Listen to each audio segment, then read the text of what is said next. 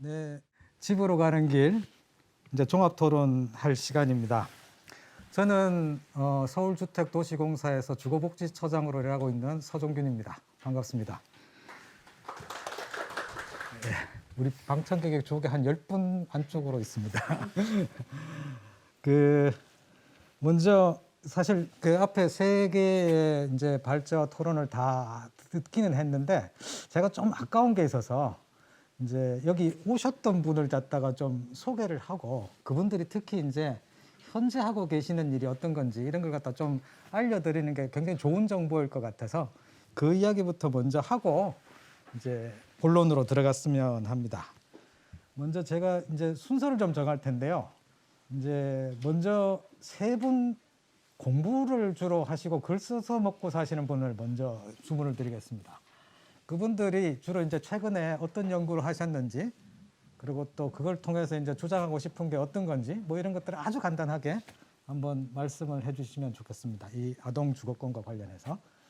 그러면 우리 제일 먼저 하셨던 임세희 교수님부터 시작해 보면 어떨까요? 예, 안녕하세요. 예, 저는 초록우산 어린이재단이랑 같이 아동 주거빈곤 가구의 실태를 같이 신축 면접이라든가 했고요. 올해는 매일임대주택 효과성 연구 그리고 서울과 경기도의 아동주거빈곤 실태조사 그리고 여기 김지원 박사님랑 아동청소년 주거권 보장을 위한 연구 국토연구원에서 주거권 보장을 위한 중앙정부 전달체계 개선 방안 뭐 이런 연구들에 현재 참여하고 있습니다. 그러한 연구들을 보면서 제가 느끼는 거는 아동 주거권이 정말 중요하고 우리가 노력하면 아동들의 삶이 바뀔 수 있다는 것이었습니다. 네. 예. 뭐 좀 맞아시는 몇 가지 질문을 더 드리면 네. 그 실태 조사는 주로 이제 빈곤한 아동이 있는 가구, 주거 빈곤 상태에 있는 아동이 있는 가구 실태 조사를 하신 거죠. 올해 하는 연구는요. 아니 그거는 이전에 했잖아요. 아, 그죠? 그렇죠. 그거 한 서너 번 하셨죠. 이미. 서너 번 했죠. 예. 네. 가구 방문해가지고 직접 방문하고 혹한기 방문하고 그 자료는 어떻게 볼 수 있어요? 초록우산 어린이집에 들어가시면 확인하실 수 있으십니다. 그게 그 PDF나 이런 걸 올라가 있나 보죠? 예, 올라가 있답니다. 네네. 굉장히 생생한 이야기들을 많이 보실 수 있으십니다. 그리고 지금 하고 계시는 연구가 매입임대주택에 최근에 들어가는 가구 연구를 하시는 그렇죠. 거죠? 그 덕분에 우리가 매입임대주택에 아동들을 우선권으로 두는 변화를 서울시에서 이렇게 마련을 했고요. 그 발표는 12월 3일쯤 송하영 교수님이랑 같이 할 생각입니다. 같이 두 분이 하시고 그거는 SH 임대주택이라는 거죠. 네, 그렇죠. SH. 예, 중요하죠. SH입니다. LH 아니에요. 네. 그렇고 또 하나 하는 연구가 아동 주거권 연구가 예, 여기 김지원 박사님. 또 여기 그쪽하고 여기 연결 공동입니다. 이렇게 저렇게 다 네네, 연결해서 그렇죠. 연구를 네네. 하시는군요. 네네. 중심은 임세희 교수님. 아닙니다. 여기입니다. 예, 그 연구는 그러면 언제 했나요? 그럼 그러면 자연스럽게 옆에 이제 김지원 박사님한테 넘어가서 하고 계시는 일을 또 좀 한번. 예, 안녕하세요. 저희 한국청소년정책연구원은 국무총리 산하 이제 국책연구기관이고요. 저희는 좀 이제 부드럽게 좀 해주세요. 부드럽지 않습니까? 매우 부드럽게. 예. 이제 마스크를 써서 제 표정이 안 보여서 그래요. 저희 이제 세종에 있습니다. 그리고 이제 저는 청소년 복지 정책 주로 연구를 하고 있는데요.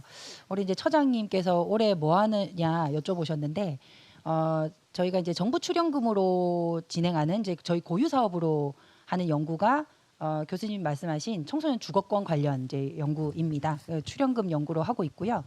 그리고 12월 되면 이제 연구 보고서가 발간이 될 텐데 지금 코로나 상황에서 이제 조사가 굉장히 지난하여 제가 한 10년은 늙은 것 같아요. 그래서 여튼 12월경 되면 오늘 발표했던 그 쉼터 친구들의 그 청소년들의 주거 경험하고 일반 우리 그 확률 표집으로 나온 청소년들의 주거 경험하고 조금 역동적으로 비교를 하면서 재미있는 결과들 그다음에 앞으로 가야 될 어떤 개선해야 될 과제들 같이 보실 수 있을 것 같고요. 저희가 이제 국책연구소이기 때문에 또 수탁 과제를 해야 됩니다. 그래서 그 복지부 과제 아동권리보장원 우리 이경원 부장님 오셨는데 저의 갑이셨어요 올해 과제. 네, 이게 다 이렇게 다 엮여 있어요. 이렇게. 네. 그래서 그 과제는 아동 자립업무 종사자 직무 분석 연구였습니다. 그래서 그 아동의 자립을 돕기 위해서 종사자들이 어떤 역할들을 하고 있고 그 정말 중요하다고 생각하는 업무, 이게 결과는 그거였어요. 굉장히 중요하다고 생각하는 업무에 시간 할애가 적었다. 예, 그런 결과들을 좀 볼 수 있었고, 그다음에 여성가족부 수탁 과제로 청소년 유해환경 실태 조사 지금 책임 맡고 있습니다. 예. 예, 저 질문이 있는데 먼저 첫 번째 이야기하셨던 아동 주거권 연구는 제가 이제 저도 자문이잖아요. 그렇죠. 근데 저희 그 과제 착수 계획 때부터 오셔서 예, 계속 예, 자문을 예, 해주고 예. 계십니다. 근데 재밌는 게 몇 가지 나올 예정이에요. 그래서 저는 어쨌든 기대는 하고 있습니다. 안 나오기만 해봐라. 근데 재밌어야 될 텐데. 그리고 두 번째 그게 아까 자립업무 종사자 그거는 어떤 분이에요? 자립업무를 종사자라는 분은 누구예요? 예, 이 또 마이크를 돌려서 우리 또 이경원 부장님 말씀해 주셔야 되나? 제가 말씀드릴게요. 먼저 예. 예. 사실 그 처음에는 우리 이제 부장님이 토론에서 말씀하셨던 것처럼 보호 종료 아동에게 이제 주거 사례 관리사라는 이런 분들이 그 자립을 주거를 거처를 정하고 또 거기에 잘 지낼 수 있도록 2년간 이제 사례 관리를 해주십니다. 사실 이제 그분들이 자립 지금 그 직무 분석이 제대로 되어 있지 않기 때문에 그분들의 이제 직무를 사실은 잘 분석을 하고 표준화하는 작업이 이제 목적이었어요. 근데 사실 이제 이 을의 비행 거지 과업량이 계속 늘어난 거죠. 주거 사례 관리사뿐만 아니라 아동의 자립 업무를 돕는 종사자라고 하면 사실은 시설에 있는 모든 종사자입니다. 그렇지. 예, 그래서 양육시설, 공동생활가정, 그다음에 또 우리가 어디를 조사했나요? 가정위탁지원센터, 그다음에 각 시도에 있는 자립지원 전담기관, 그다음에 주거사례관리사가 배치되어 있는 수행기관, 네, 시설장, 그다음에 보육사, 생활지도원, 생활복지사, 자립지원 전담요원 이런 분들을 전부 조사를 했어요. 한 1,700명 정도 되겠네요. 그걸 네. 보면 우리나라가 얼마나 자립 지원을 신통찮게 하고 있는지 알 수 있겠네. 분절적 파편적으로 하고 있다. 예. 그러나 각자 열심히 너무나 힘들게 하고 있다. 예. 그래요? 그러나 벽이 굉장히 높다. 예. 조금 그래서- 이따가 맞아 이어서 예. 하죠. 그리고 그다음에 이제 송하영 교수님. 네. 저는 지금 올해 하는 연구는 이제 보통 이제 주로 주거복지 전달체계 관련해서 하고 있고요. 이제 임세일 교수님이 말씀하신 이제 비주택 거주 아동 이주 경험에 대한 연구 같이 하고 있고요. 초록우산 어린이재단에서 지금 진행을 하고 있습니다. 그거랑 같이 또 서울시 매입임대 그 연구도 같이 진행을 하고 있고요. 실은 이 연구를 하면서 실제로 아동들을 보기도 하고 그 집을 방문하기도 하고 하면서 이제 연구자로서 굉장히 많이 배우고 이제 성장할 수 있었던 계기였던 것 같고요. 그거 외에는 지금 하고 있는 거는 이제 긴급 임시주택 관련해서 이제 서울시에서 하고 있는 사업인데요. 긴급 임시주택이 얼마나 이제 필요한지에 대한 연구를 좀 진행을 했고, 실은 그 연구를 했을 때 결국 결론은 아동 가구에게 가장 필요하더라고요. 이제 가장 이제 퇴거를 당했을 때 갈 곳이 가장 없는 가구가 아동 가구이기 때문에 그런 부분에서 또 좀 함의를 찾을 수 있었고요. 최근에는 이제 임대료 연체 가구 관련해서 보고 있는데, 실은 이 연구도 이제 앞서 했던 연구들이랑 다 연결이 돼서 이제 어떤 연구를 해도 아동 가구들의 우선 지원이라고 하는 부분들은 거의 공통적으로 나타나는 영역인 것 같습니다. 그래서 뭐 그런 부분들이 지금 아동 중심으로 하는 연구들이고, 그 외에는 이제 노숙인 전달 체계 관련해서도 같이 동시에 진행을 하고 있습니다. 네. 노숙인도 하시는군요. 그건 몰랐네. 저 좀 여기 또 붙여서 자랑을 조금 하면 그 이제 코로나 때문에 경제적 상황이 어려워서 자기 집을 유지하기 어려운 분들이 최근에 많이 늘어나는 것 같습니다. 그리고 이게 우리가 경제 사정이 아직까지 이제 다른 나라에 비해서 덜 나쁘기 때문에 좀 그렇게 심각하게는 아직 못 느끼긴 한데, 이제 코로나가 이제 한 6개월 지났잖아요. 그러면서 저는 최근에는 확실히 이 경향이 약간 손에 잡히기 시작하는 듯한 느낌이 들고, 이게 연말이나 내년 초 가면 훨씬 더 커지지 않을까 이런 걱정들 많이 됩니다. 어쨌든 그런 상황에서 우리 이제 송하영 교수님이 열심히 해주시는 연구 두 가지가, 특히 이제 긴급 임시주택, 이제 그 지역 사회에서 사는데 이제 임대료를 못 내거나 여러 가지 이유 때문에 당장 갈 곳이 없어지는 분들, 이분들이 갈 수 있는 집을 지역 사회에다 만드는 게 이게 진짜 노숙을 예방하는 길이다. 적어도 아이가 있는 집이 그 긴급 복지지원제도의 도움을 받아서 고시원이나 여관에 가는 건 좀 막아야 되겠다. 어쨌든 그런 대책으로 지금 추진하고 있는데 최근에 서울시의 같은 경우만 보면 하여튼 여러 구가 이런 문제에 대해서 굉장히 관심이 많습니다. 참 다행이라 싶습니다. 그리고 또 하나가 이제 임대료 연체 가구인데 임대료 연체 가구도 이제 집을 잃어버릴 수 있는 위기를 보여주는 한 가지 신호죠. 그게 다는 아닌 거라고 생각합니다만 어쨌든 그런 분들에 대한 이제 주거 상담을 하면 그분들을 갖다 위기에서 조금 구해서 이제 다른 쪽으로 연결을 할 수 있을 것이다.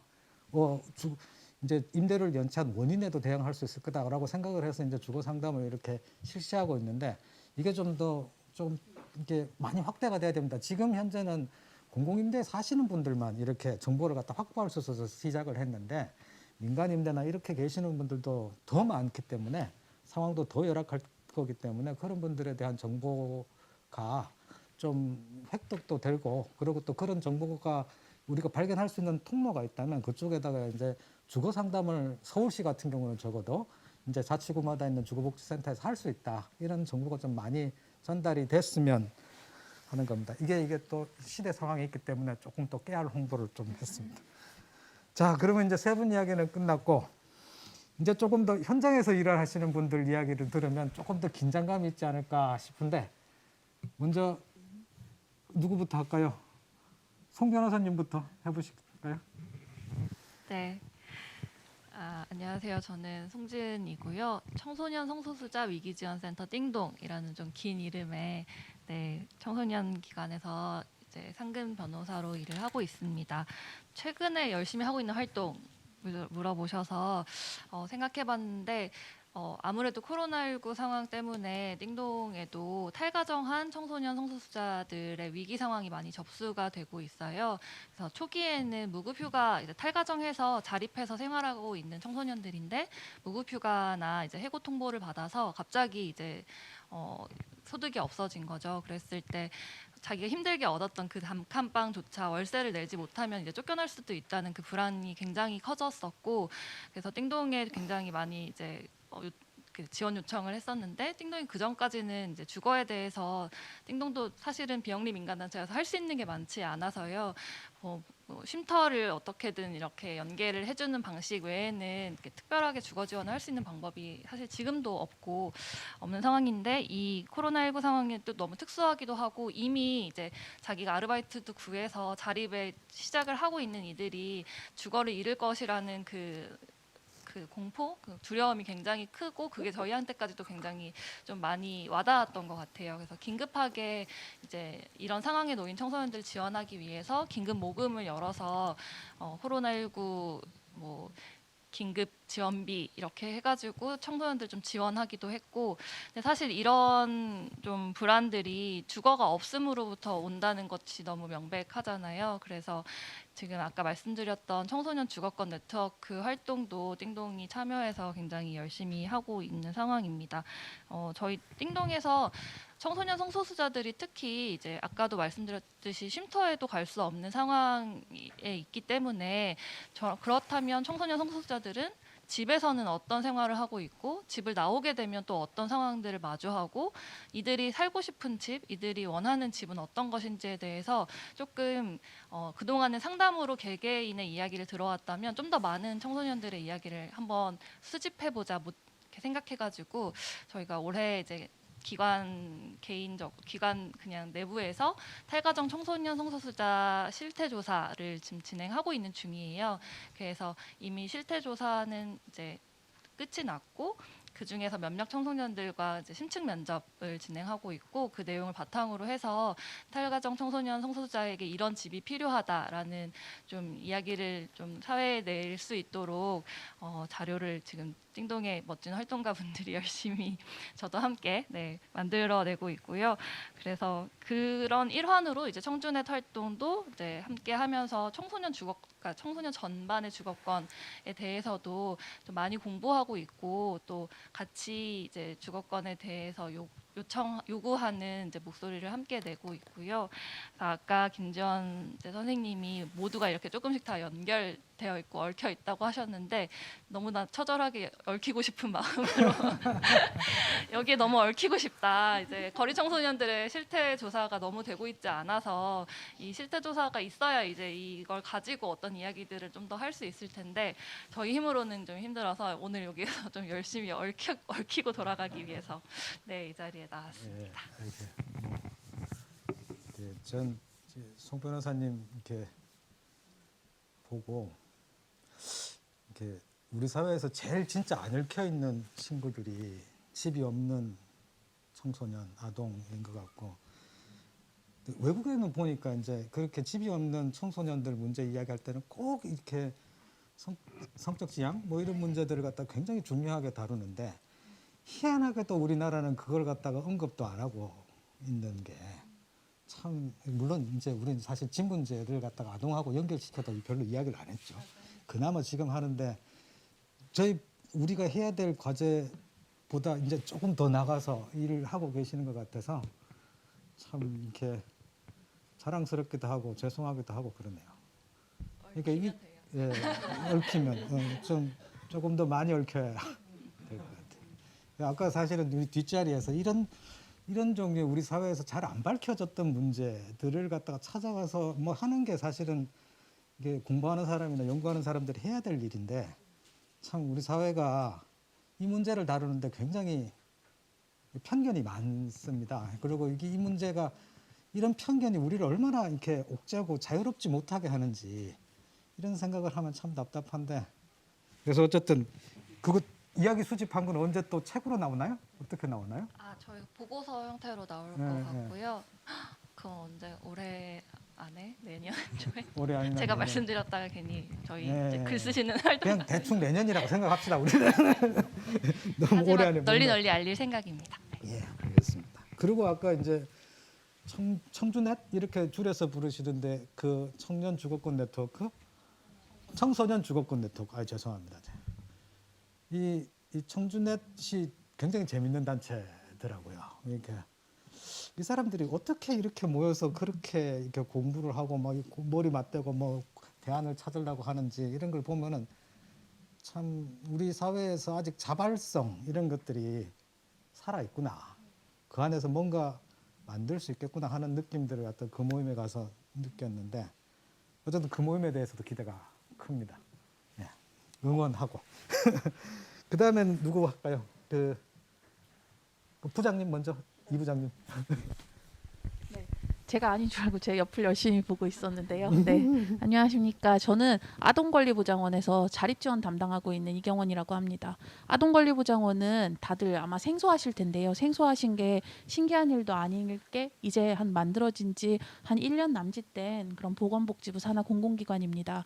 작년 7월에 아동과 관련되어 있는 여러 사업들이 함께 모아져서 만들어진 기관입니다. 그래서 제가 담당하고 있는 아까 그 토론회 때 말씀드렸던 보호 종료 아동 그 보면 보호 종료 아동에 대한 자립을 지원하고 있는 저희 자립 지원, 그리고 또 보면 디딤 씨앗 지원 사업, 이 디딤 씨앗 지원 사업 같은 경우는 많은 분들의 후원이 필요한 사업인데요. 한 달에 5만 원까지 아이들이 이제 적립을 하게 되면 후원자의 도움이라든지 혹은 본인이 저금을 하게 되면 그거에 맞춰가지고 국가에서 1대1로 5만 원까지 매칭해주는 그런 사업입니다. 그런데 굉장히 좋은 사업이거든요. 만 18세까지는 이렇게 할 수 있고 이거는 꼭 해야 되는 거 아닌가. 그런데 저희가 실제로 사업을 작년부터 받아가지고 시작해서 보니까 1년 동안 돈을 하나도 넣지 못하는, 단돈 100원도 넣지 못하는 그런 아이들도 굉장히 심심치 않게 찾아볼 수 있는 그런 사업이기도 합니다. 그래서 보면 주변에서 이런 아무래도 국가에서 하고 있는 이런 후원 사업이다 보니 또 아까 말씀드렸을 때 보호 종료 아동이 사회에 나갈 때 주거 준비를 위해서, 자립 준비를 위해서 가장 근간이 되는 그런 제도일 수 있거든요. 나갈 때 평균 한 500만 원 정도의 목돈을 가지고 갈 수 있는 그런 곳이 그런 어떤 통장이어서, 그리고 국가에서 하다 보니 뭐 운영비나 관리비나 이런 것들 전혀 없이 후원자들이 들어오는 그 후원금을 그대로 아이들에게 100% 나가는 그런 후원금이기도 합니다. 그래서 디딤 씨앗 지원 사업도 담당하고 있고요. 그 외에 뭐 보면 지역 아동센터라든지 아동 학대라든지 그리고 최근 들어 얘기되고 있는 뭐 아동보호 체계 개편과 관련되어 있는 그런 업무들, 그리고 드림스타트, 뭐 가정위탁 등등등에 대해서 아동과 관련되어서 과거 사업단으로 존재했던 그런 복지부 산하의 사업들은 다 함께 진행하고 있다라고 봐주시면 좋을 것 같습니다. 굉장히 많이 넘어갔네요. 오, 아동 이렇게 걸리는 건 대부분 그 실질적인 사업은 그쪽으로 많이 시설은 안 넘어간 거네. 시설 같은 경우는 저희가 실제로는 이제 아직 하는 전담 인력이나 조직이 있지는 않았는데요. 저희가 내년부터는 저희 부서에서 제가 시설과 그룹홈까지도 함께 진행할 예정입니다. 그러면 그 조직에서 그 아동 관련 여러 가지 서비스의 품질도 점검하고 네. 뭐 방향도 제시하고 네. 이제 다 뭐가 잘못되면 거기만 물어보고. 네, 지금 현재로서는 이제 첫 술 뜨는 거니까요. 저희 이제 내년부터는 그 시설에 있는 이제 그룹홈이나 혹은 시설에 있는 아이들의 심리 정서 혹은 치료 재활 사업이라고 하는 것들이 있는데요. 네, 치료 재활 사업 저희 쪽에서 함께 진행하고자 지금 준비하고 있는 네. 그런 상황입니다. 예. 아, 알겠습니다. 그 아까 우리 중간에 말 잠깐 나오긴 했는데 그 보호 종료 아동한테 주거를 제공하는 사업 이게 이제 재작년부터 시작했나요? 작년부터 했나요? 네, 이게 시작했습니다. SH 아니고 LH가 먼저 네. 이렇게 시작하셨고 네. 이 편을 잘 갈라야지. 왜냐하면 여기 한 걸 갖다 이쪽에다 하고 싶어 하고 그러거든요. 그래서 이렇게 하니까 편을 또 갈라서 이야기하는데 가끔 도움이 될 때도 있습니다. 그런데 그 원래는 그 SH도 이제 하겠다고 그랬더라고요. 보니까 그 저를 안 거치고 이렇게 하는 것도 좀 있어요. 요즘 SH가 훌륭합니다. 이렇게 하는 거 보고 있습니다. 근데 이 사업 하실 때 아까 이제 그 주로 이제 집은 이제 LH를 통해서 매입 임대나 전세 임대 네. 이런 게 제공이 되고 여기다가 사례 관리를 할 수 있는 분이 한 30명당 1명꼴 정도로 이렇게 붙어서 한다라고 네, 맞습니다. 하는데 이 사례 관리가 결국은 이 사람들이 이렇게 집만 있어서 충분히 이제 지역 사회에서 자립 생활을 충분히 못할 때 그걸 어떻게 도와줄 것인가 이런 걸 갖다가 검토를 하는 연구를 하고 계시다. 그죠? 맞죠? 제가요? 김지현 박사님. 네. 아, 다 끝났어요? 며칠 전에 끝냈어요. 아, 그래요? 근데 왜 저한테는 아직 최고 안 나왔군요. 왜 저한테 소식이 안 들어나시? 아, 그럼 결과물이 괜찮았나요? 아, 너무 훌륭합니다. 아, 예. 꼭 보도록 하겠습니다. 예, 그러면 마지막으로 자기소개를 김시한 이게 뭐라고 해야 되나? 매니저님. 예. 사실은 아까 맞아. 그 뭐라 그러셨죠? 완벽한 거짓말? 아, 네. 완전한 거짓말이라고 그러셨던 거 완벽한 거짓말. 네, 완벽한 거짓말. 완벽한 네. 거짓말. 아, 그 이야기가 사실 좀 이렇게 좀 새롭기도 하고 막 팍 쑤시는 게 있더라고요. 맞아요. 예. 그래서 사실 그런 시설이나 그런 곳에서 살고 계시는 청소년 분들이 그 당시에 내가 뭐 이제 주위 사실은 친구한테 내 집에 놀러 오라고 초대도 할 수 없고 내가 어떤 곳에서 살고 있다라고 이렇게 표현하면은 사실은 어떤 나의 상황이 다 그대로 노출되는 거기 때문에 내가 그런 뭐 시설 내지는 뭐 그룹홈도 마찬가지고요. 그런 곳에서 살고 있지 않다라는 거를 늘 이렇게 철저하게 거짓말로 표현을 해야 하고 나는 그런 곳에서 살고 있지 않아라고 그런 차원에서 늘 완벽한 거짓말을 해야 되는 그런 상황에서 나왔던 이게- 청소년분들의 말씀이셨던 것 같아요. 그 말씀 듣고 나서 사실은 뭐 시설에 있는 분들이 자기가 자랑스럽게 여기가 뭐야 이렇게 이야기하지는 않겠죠. 근데 어떤 느낌이 들었냐면은 저는 그냥 않을 것이야 뭐 이렇게 생각을 했었는데 완벽한 거짓말을 들으니까 그 친구 입장이 되는 것 같았어요. 내가 거짓말을 아주 이렇게 의도적으로 해야 되는구나. 이럴 수밖에 없는 처지구나.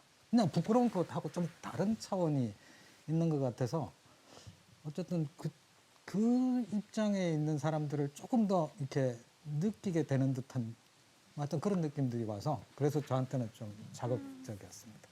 그럼 이제 하시는 일을 좀.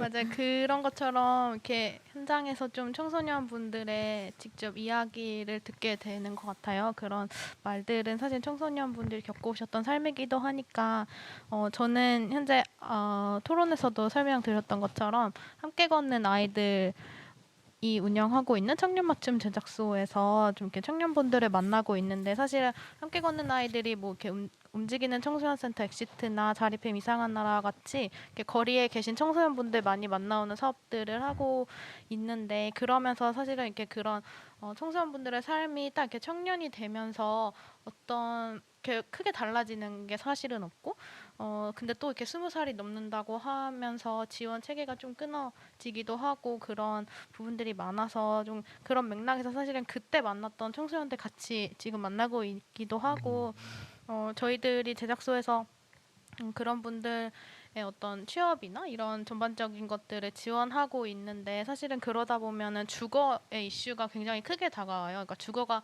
불안정하신 분들, 뭐 이렇게 쉼터 퇴소해서 뭐 자립지원관이랑 같이 만나고 있는 분들도 계신데 사실 그런 분들이 주거가 얼마나 안정적이냐에 따라서 그 이후에 뭐 내가 뭔가를 시도해 볼 수 있는 뭐 이런 걸 배워본다거나 학원을 다닌다거나 뭐 취업을 한다거나 사실은 그런 결정들이 다 주거의 안정성에서 나오는 것 같다는 생각이 네, 하면서 많이 드는 것 같고 그런 차원에서 또 이제 이런 이들의 주거권을 같이 고민하고 있는 단체를 이렇게 좀 함께 하면서 청소년 주거권 네트워크를 아까 서준균 자장님께서 말씀해주신 것처럼 같이 하고 있는데 이 청주넷에서 송지은 변호사님과 같이 이렇게 훌륭한 변호사님들과 함께 이렇게 법정책 같은 부분도 변호사가 5분 계시죠? 네. 넘어요? 4명이에요? 네, 4명이었군요. 네, 맞아. 어림짐작으로 이렇게. 네, 그래서 맞아, 이렇게 같이 법정책 부분도 같이 고민을 하고 있고 또 이렇게 저희와 같이 현장 단위에서 직접 청소년들 만나고 계신 분들도 다양한 기관들 함께 하면서 좀 이분 청소년 주거권에 관심이 있으신 분들 그리고 같이 좀 고민하고 싶으신 분들이랑 네, 주거권을 위해서 좀 고민하는 네트워크 활동들을 하고 있습니다. 그 함께 걷는 아이들은 어떤 조직이에요? 커요? 작아요? 네, 몇 명이 같이 일하세요? 네, 사회복지 법인이고요. 네. 함께 걷는 아이들은 맞아 아동 청소년을 같이 만나고 있는데 뭐 이렇게 이 아동 청소년들도 같이 문화적이나 예술적으로 좀 같이 이렇게 할 수 있어야 한다는 차원에서 음악 사업을 하고 있고 또 이렇게 기초학습이 좀 부족한 아동들을 직접 만나면서 좀 이들의 어떤 기초학습을 함께 할 수 있는 학습 사업도 하고 있고 청소년 사업도 이렇게 같이 하고 그러면 예전에 우리 아동 쪽에서 전통적인 사업, 그러니까 시설이나 뭐 그룹홈이나 이런 사업은 안 하시고 그런 걸 하는 조직은 아니고요. 네, 그런 거를 그룹홈이요? 아니 그 아동 시설이나 네. 뭐 네, 위탁가정이나 그런 걸 직접적으로 하고 있진 않고 아까 말씀드렸던 그런 거리 청소년들 만나는 엑시트라는 버스가 예, 있어요. 예, 뭐 예. 그런 것들 같이 네, 이런 그럼 버스가 찾아가요?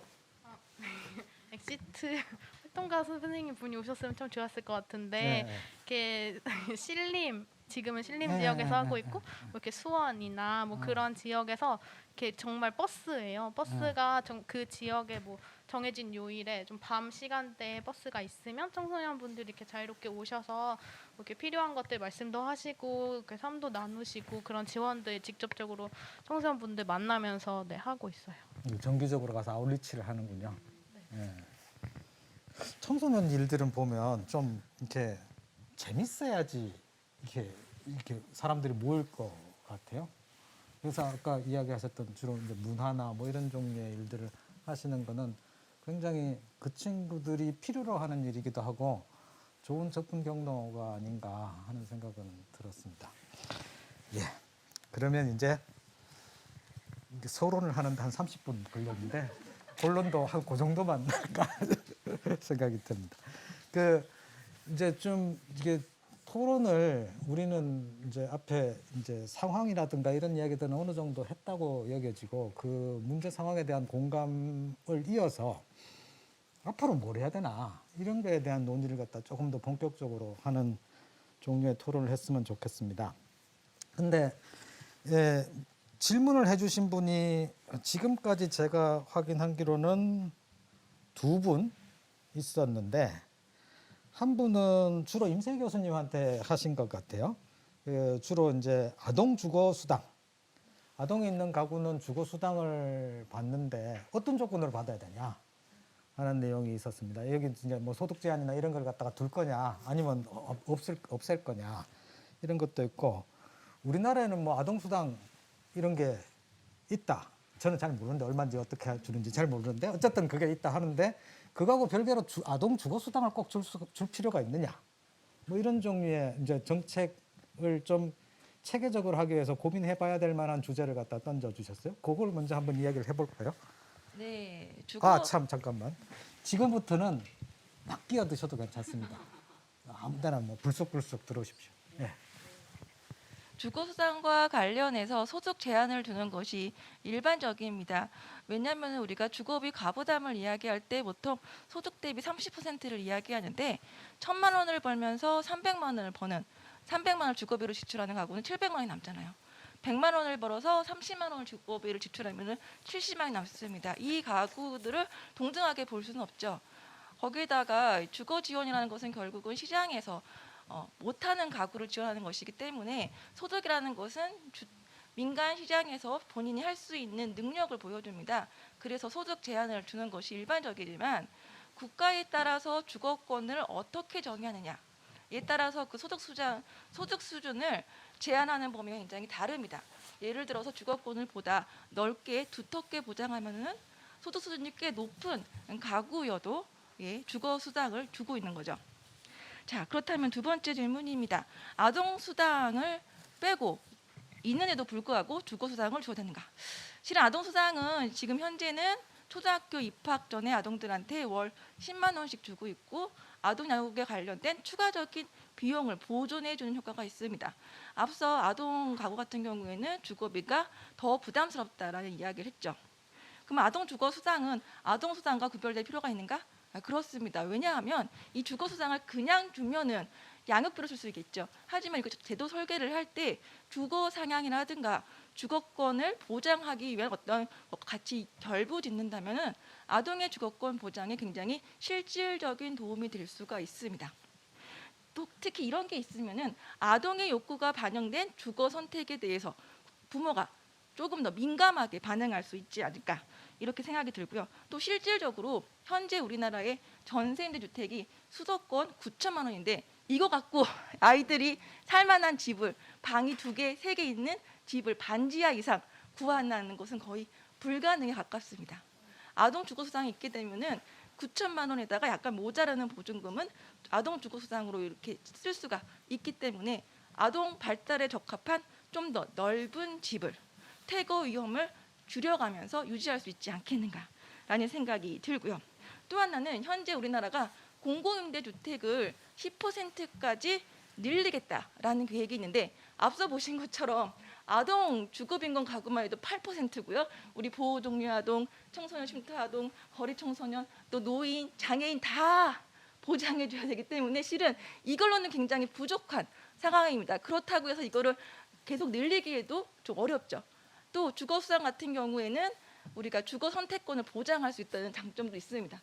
그렇기 때문에 아동 주거수당을 도입할 필요는 있는데 물론 이때 늘 말씀드리는 것처럼 민간 임대 시장에 대한 규제 없이 그냥 도입하는 경우에는 우리가 이 혜택이 아동한테 가는 것이 아니라 집주인한테 돌아갈 수 있기 때문에 이 부분에 대해서 늘 고민이 필요하다라고 말씀드립니다. 네, 더해서 혹시 끼워 지금 좋습니다. 이제 이렇게. 임세희 교수님께서 민간 임대 시장 규제에 대해서 말씀을 하셨는데요. 조금 부가적으로 설명을 드리면 실은 저희가 이제 주거 복지를 고민을 하는 데 있어서 이제 현금 지원이라는 걸 항상 고민을 합니다. 그래서 주거 급여만 하더라도 굉장히 문제점이 많고 실제로 주거 급여 지금 현재 주거 급여가 이제 평균 월세 저희 한국에 이제 평균 월세를 하기에도 턱없이 부족한 상황이거든요. 실은 쪽방 월세도 못 낼 정도로 지금 설정이 되어 있다 보니까 실제로 주거 급여가 이거를 어떻게 해야 되냐, 현실화를 해야 된다, 올려야 된다, 혹은 뭐 여러 가지 이슈들이 있고요.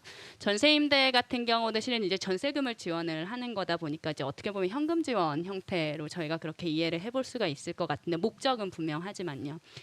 근데 이제 이랬을 때 항상 저희가 그 정책을 고민하면서 저희가 항상 고민을 하는 또 하나의 자락은 실은 주거급여와 전세 임대 그 총액을 늘렸을 때 나타나는 민간 임대 시장의 반응입니다. 실제로 주거급여가 올라감에 따라 사실은 쪽방 임대료가 같이 상승하는 현상들을 보여주고 있고요. 굉장히 빠릅니다. 시장은 굉장히 돈에 민감하기 때문에 다들 아시겠지만 빨리 반응을 하고요. 실제로 전세 임대만 하더라도 이제 전세 임대를 찾아서 이제 가시는 여러 가지 이제 이용자 분들을 이제 저희가 팔로우업을 하면서 인터뷰를 해보면 7천만 원인 줄 알고 갔는데 그렇게 해서 알고 갔는데 실제로 계약을 할 때 보니까 이제 중간에서 이제 그거를 집주인이 알고 뭐 공인중개사가 알고 그러면서 이제 9천만 원을 올려서 계약을 한다든지 이러한 문제들이 발생을 하다 보니까 실은 주거급여가 올라가고 전세임대 그 총액이 올라감에 따라서 어떻게 보면 이것이 시장을 왜곡시키는 현상을 발생을 시킬 수도 있고 그러다 보니까 저희가 마냥 올리는 것이 좋으냐라고 하는 부분에 있어서 굉장히 자신 있게 그렇다라고 얘기하기는 굉장히 어려운 부분이 있어요. 그래서 특히 이제 주거복지나 주거 영역을 이제 고민을 하시는 분들은 그러다 보니까 이 안에서 이제 민간임대 시장에 대한 적절한 규제를 고민을 할 수밖에 없고 실제로 이제 임세희 교수님이 더 잘 아시겠지만 민간임대 시장을 규제를 해야 되는 이유 중에 하나는 이제 그런 부분들이 있죠. 실제로 집으로서 역할을 하지 못하는 곳에 임대를 하면서 임대 수익을 올리는 사람들이 있다라는 문제들도 저희가 꼭 짚고 넘어가야 될 것 같고요. 뭐 시흥시 연구를 하실 때도 보셨겠지만 실은 불법으로 쪼개기를 한 상태에서 그러니까 어떻게 보면 임대료를 더블로 얻어가는 거죠. 근데 이제 그런 집주인들에 대해서 뭐 국세청이나 이런 곳에서 제대로 수사를 할까라고 하는 부분에 있어서는 퀘스천 마크로 남을 수밖에 없고 쪽방에 관련한 르포만 좀 찾아보신다 하더라도 거기가 굉장히 지금 사업처럼 비즈니스가 이루어지고 있는 것들을 볼 수 있는데 이런 것들이 규제가 되지 않은 상태에서 뭔가 현금급여 같은 것들이 마냥 늘어나는 거는 저희가 그것이 굉장히 뭐 효과적이다라고 자신 있게 말씀드리기는 굉장히 어려운 부분이 있는 게 사실입니다. 네. 아까 먼저 좀 앞에 말씀을 약간 좀 요약하면 아동 주거 수당을 줄 필요가 있느냐? 그들의 그 주거와 관련한 필요가 있고 그건 상대적으로 중요하고 크고 우선적으로 대응하는 게 옳기 때문에 필요하다라는 거고 그다음은 소득이라든가 이런 걸 제한할 필요가 있느냐? 그러니까 주거급여의 일반적인 원칙을 적용해서 제한할 필요는 있지만 약간 더 넉넉하게 하는 게 맞다. 뭐 이런 정도로 그 외국 사례를 정리하셨어요. 우리가 그걸 우리 사회에 그걸 그러면 도입할 필요가 있느냐? 그거 할 때는 이제 두 분 말씀에 의하면 잘 해야 된다. 조심해서 해야 된다. 이런 이야기였어요. 그러니까 이런 거 그냥 줬다가 그냥 집주인만 배불리는 꼴이 날 수도 있고 뭐 이럴 경우에는 우리가 그 정책을 도입한 효과가 충분히 안 나타나지 않느냐. 뭐 이런 고민이 있으세요?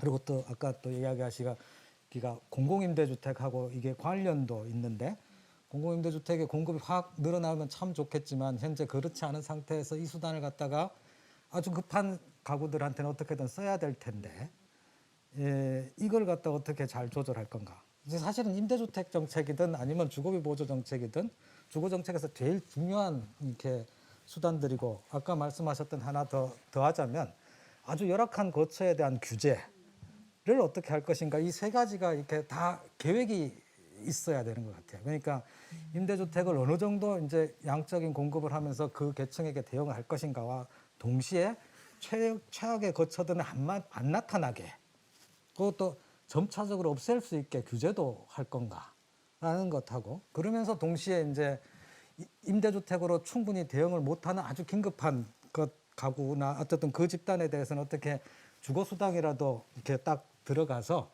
그 문제에 대해서 조금 시급하게 대응도 할 수 있을 건가. 이걸 잘 쓰는 게 사실은 주거정책을 잘하는 방법이죠. 근데 이걸 잘해라 라는 이야기를 해주셨다고 보고 요약을 하겠습니다. 그 다음에 두 번째 질문이 하나 있는데 이거는 끝으로 돌릴게요. 어떤 질문이었냐면 부르케킴님 이분인데 이 서비스를 제공을 할 때 누가 책임을 져야 되느냐. 특히 이제 정부 부처에서 어떻게 책임을 누군가가 져야 될 텐데 이걸 누가 해야 되느냐. 특히 이제 오늘은 아동 청소년 이렇게 들어가 있는데 이것만 해도 이제 복지부니 여가부니 뭐 이렇게 막 갈리고 있는데 이렇게 갈리면은 대부분 이제 다 전문적으로 더 잘하면 좋겠는데 대부분 잘 안 하죠. 그런 상황인데 이걸 어떻게 좀 이렇게 좀 잘 하게 할 건가. 특히 그리고 또 이제 주거와 관련해서는 그 부서에서 또 잘 뭔가 이제 자원을 갖다 어떻게 써야 될지 잘 모르는데 그러면 국토부나 이런 주거 쪽의 사람들은 이런 거에 어떻게 생각을 하고 협력을 해야 되는 건가. 이 국토부 협력은 또 아마 그 또 다른 차원의 또 어려움이 있을 것 같은데 또 이런 것과 관련해서 좀 책임지는 주체가 국가가 좀 책임지는 모습을 갖다 이렇게 보여주면 좋겠는데 하는 질문이 있으셨어요? 나중에 들어온 질문에도 똑같은 질문이 하나 또 있는데 그거는 저희가 답을 구하기가 어렵기 때문에 나중에 답을 하도록 하고요. 그리고 아동권리보장원 이야기가 하나 나왔습니다. 아동권리보장원 나오고 나서 뭐가 달라졌냐? 달라진 게 뭐 있냐? 작년에 나왔는데 지금 벌써 이렇게 이야기하면 안 되는데 그래도 혹시 뭐 이야기할 거리가 있으시면 한번 이야기해. 제가 실은 오늘 오전에 이제 곧 국감이 있어서 국감 준비하고 왔는데 예. 저희가 가지고 있어 국감을 대비하면서 가장 크게 고민하는 문제 중에 하나가 이렇게 권리보장원이 생겼는데 뭐가 달라졌는가에 대한 고민이었거든요. 네, 근데 뭐 그냥 간단하게만 일단 말씀드린다라고 한다면 진짜 만들어진 지 이제 1년 돼가지고 이제 발걸음 뛰었는데요. 보면 굉장히 여러 가지 사업들이 이제 분절되어 있었던 아동 사업들이 이제 합쳐진 거여가지고요. 실은 아동 학대 사건이 하나 발생하게 되면 그 아이가 아동 학대에 대한 문제뿐만 아니라 얼마 전에 있었던 사건도 그랬는데 그 아이가 국가 체계 내에서 드림 스타트 아동이기도 했고요. 보면 네, 지역 사회에서 보면 그 지역 아동 센터에 대한 이용을 했었던 아이기도 하고요. 그래서 보면 이제 여러 서비스에 합쳐져 있었던 그런 아이인데요. 굉장히 분절적으로 서로 간의 DB로 서로 간의 정보망으로만 관리가 되었었거든요. 근데 이제는 어떻게 연계를 해서 어떻게 하면 효율적으로 그 아이에게 가장 좋은 선택이 뭘까를 고민하는 그런 기관이 하나 존재하는 게 아닐까라고 생각을 하고요. 단적으로는 제가 맡은 이제 사업 같은 경우는 아이들의 자립을 위해서는 아까 주거와 관련해 가지고 뭐 계속 디딤씨앗 통장이라고 하는 게 떼놓을 수 없는 제도라고 얘기를 했었는데요. 작년까지만 하더라도 이 디딤씨앗 통장과 자립 업무는 보건복지인력개발원에서 했고요. 그 다음에 디딤씨앗 통장은 한국사회복지협의회에서 했습니다.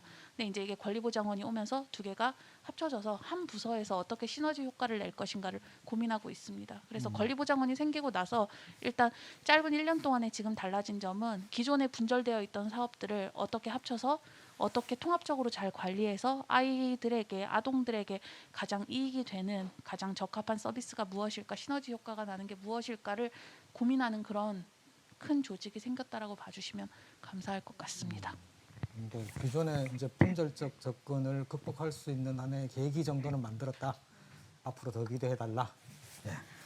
너무 기대가 됨과 동시에 사실 아동권리보장원이 되게 생기고 저도 너무 청소년 현장에서 일하는 이제 사람으로서 궁금하기도 하고 또 어떤 변화가 이제 일어날 수 있을지 너무 기대가 많이 되는 거예요. 그래서 말씀하신 대로 이제 분절적인 어떤 이 체계들을 좀 통합해 나가는 과정을 지금 이제 하고 계시는 것 같은데, 근데 아무래도 보건복지부 산하여서 지금 내 청소년 주거권 정책 같은 문제들은 여가부에 따르냐 아니면 보건복지부에 따르냐에 따라서 너무 지원의 체계도 다르고 뭐 규모도 다르고 이렇게 어쨌든 관할 부서도 다르게 되잖아요. 그래서 그게 통합적으로 이루어지지 않고 예를 들면 아까 말씀하셨듯이 보호종료 아동에 대한 주거 지원을 들으면서 이게 모든 청소년에게 집을 잃은 모든 청소년에게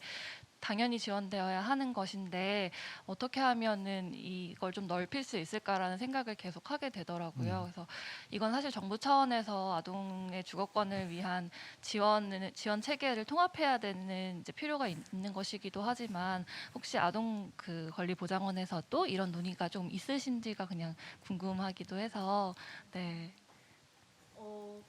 아동권리보장원에서 지금 뭐 저희가 이야기하는 게 단순히 그냥 뭐 아동복지법 내에 있는 아동이다, 요보호 아동이다 이렇게 대상자를 한정짓고 있지 않다라고는 저도 생각하고 있습니다. 그리고 기관 내에서 뭐 기관의 입장을 제가 대변할 수는 없겠지만 아동이라고 하는 게 뭐 특정 법 내에서 혹은 특정 부서 아래에서 보호받는 아동만 아동이다 이렇게 생각할 수 있는 거는 아니어서요. 저희가 이제 합쳐졌고 그래서 기존에 있는 사업들 지금 이제 추스리면서 어떻게 합치고 정리할까 이런 부분이지만 이제 1년이 지나면서 그간 그 1년 동안에 저희가 함께하지 못했던 시설이나 혹은 그룹홈도 이제 함께하듯이 장기적으로 봤을 때는 오늘 이제 말씀 주셨던 청소년이라 불리우고 있는 똑같은 대상자들, 네, 그리고 그 외에 다르게 얘기되고 있는 그런 친구들 또한 저희가 함께 고려돼야 되고 함께 그 제도에 내에서 고려돼야 되는 그런 친구들이라고 저는 생각하고 있습니다. 제가 입장을 대변할 수 있을지는 모르겠지만 네,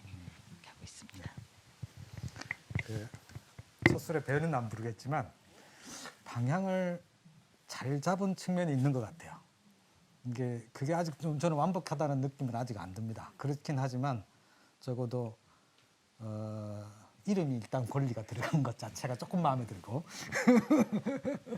그다음에 그 권리와 관련해가지고 아까 제가 소개하면서 이렇게 지금 이제 생각이 난 게 실은 이제 합쳐지면서 요보호 아동들을 위한 그런 사업들 중심으로 저희가 기존 사업단들이 합쳐졌지만 저희는 아동권리본부라고 해서요. 거기 안에서 아동의 놀 권리 에 대해서 이제 함께 고민하고 새로운 사업들 그래서 이거는 정말 그 소위 저희가 생각하는 어떤 요보호 아동 외에 다른 일반 표현이 저희 오늘 오전에도 좀 고민하기는 했는데 요보호 아동, 일반 아동 이거 너무 표현이 참 이거는 좋지 않다라고 했는데 저도 그치. 그냥 지금 쉽게 사용하고 있지만 저도 좋지 않다라고 생각은 하고 있습니다. 네, 그래서 많은 아이들을 위해서 어떤 사업을 하면 좋을까? 그들의 놀 권리를 보장하기 위해서 뭘 하면 좋을까에 대해서 고민하는 그런 부서가 있습니다. 권리부정원이 만들어지고 나서 변화 중에 하나라고 생각합니다. 뭐 저는 복지 전공 아니지만 사실은 복지 정책의 일반적인 경향이 이렇게 분절화됐던 것들을 어떻게 통합할 건가? 그걸 또 통합된 게 어떻게 개인의 필요나 특성을 갖다 잘 고려해서 개별화된 서비스를 제공을 할 건가? 뭐 이런 것까지 이제 다 잘하는 게 최근의 경향인데 어쨌든 그렇게 나가는 굉장히 중요한 거기다 권리, 뭐 당사자들의 참여 뭐 이런 것까지 고민하신다니까 저는 참 기대가 됩니다. 근데 이게 질문 주신 분 중에서 또 굉장히 마음이 급한 양반이 하나 더 있어요. 뭐였냐면은 2019년 아동 주거권 보장 향상을 위한 대책을 발표한 이후에 또 뭐가 달라졌냐? 1년 됐는데 이렇게 또 질문이 한 게 있어요. 이거는 제가 답을 누구한테 물어야 될지 잘 모르겠습니다. 10월 29일 아동정보권 대책관 뭐 제가 다 대변할 수는 없지만 사실 그 대책 그 대책의 자체의 의미는 아동 주거권을 전면에 내세운 최초의 국가 대책이라는 점에서 저는 좀 일단 용어 자체가 굉장히 선진적이다라고 평가를 하고요. 그러니까 첫 수를 뜬 거예요. 아동 주거권을 전면에 내건 종합 대책이 지금까지 없었습니다. 범부처 차원에서. 그러니까 최초의 대책이었다. 그리고 뭐가 달라졌냐를 굳이 막 생각을 해보면 보호 종료 아동에 대한 임대주택 지원 그 그치. 정책 대상 범위가 확대됐습니다.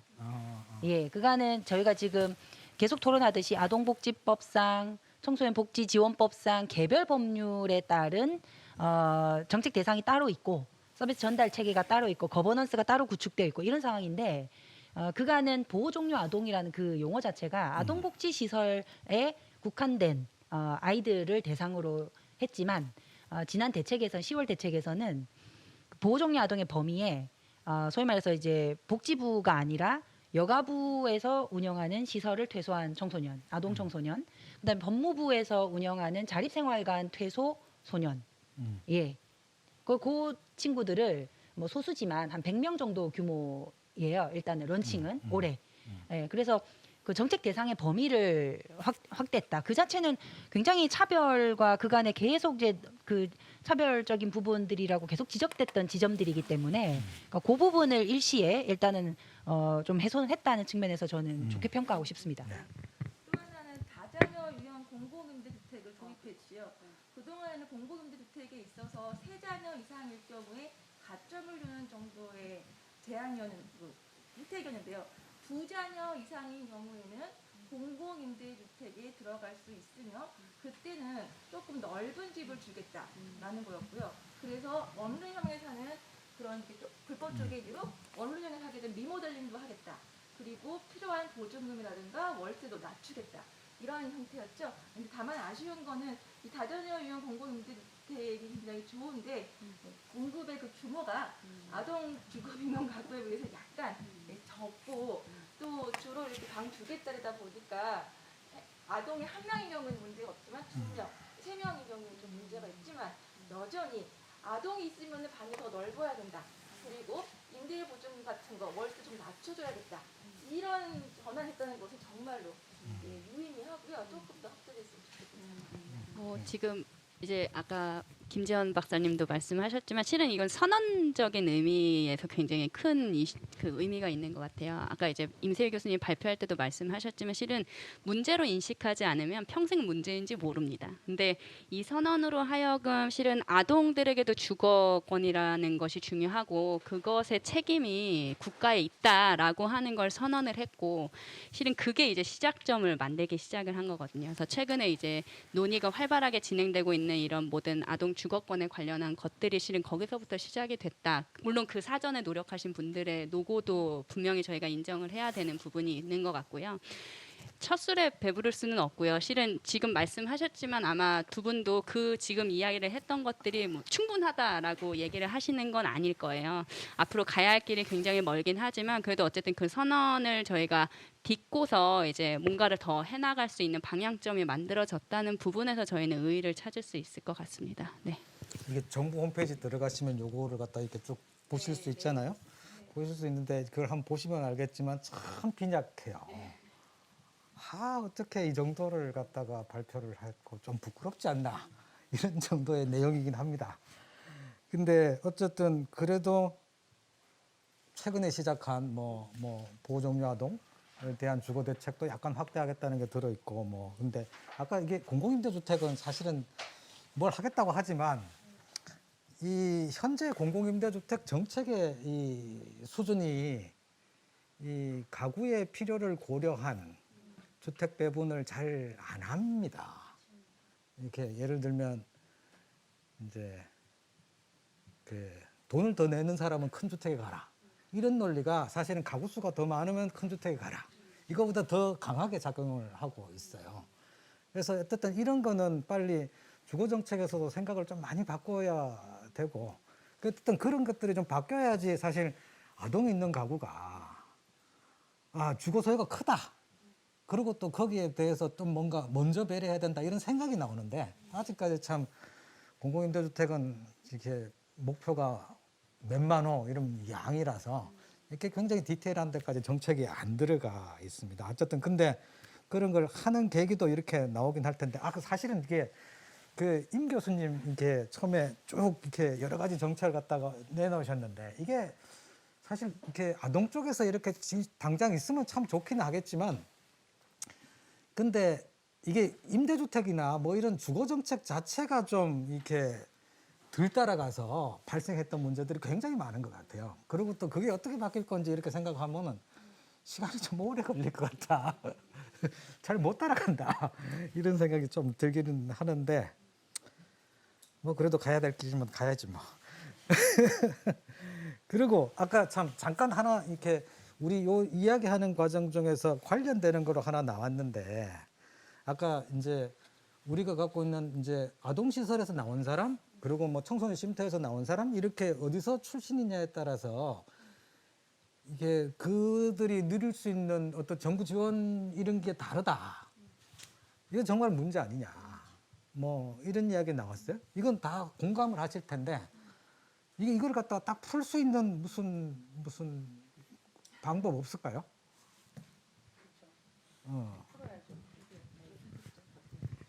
보장원이 잘한다? 사실 이게 중앙부처 산하의 지금 이제 지원 기관 지원 기관이 복지부 산하의 아동권리보장원, 또 여성가족부 산하의 청소년 상담복지 개발원 이렇게 두 개의 지원 부서로 나눠져 있고 그들 중심으로 또 이제 거버넌스가 또 이렇게 전달체계가 따로 이제 구축이 되어 있죠. 그래서 이런 것들이 지금 이제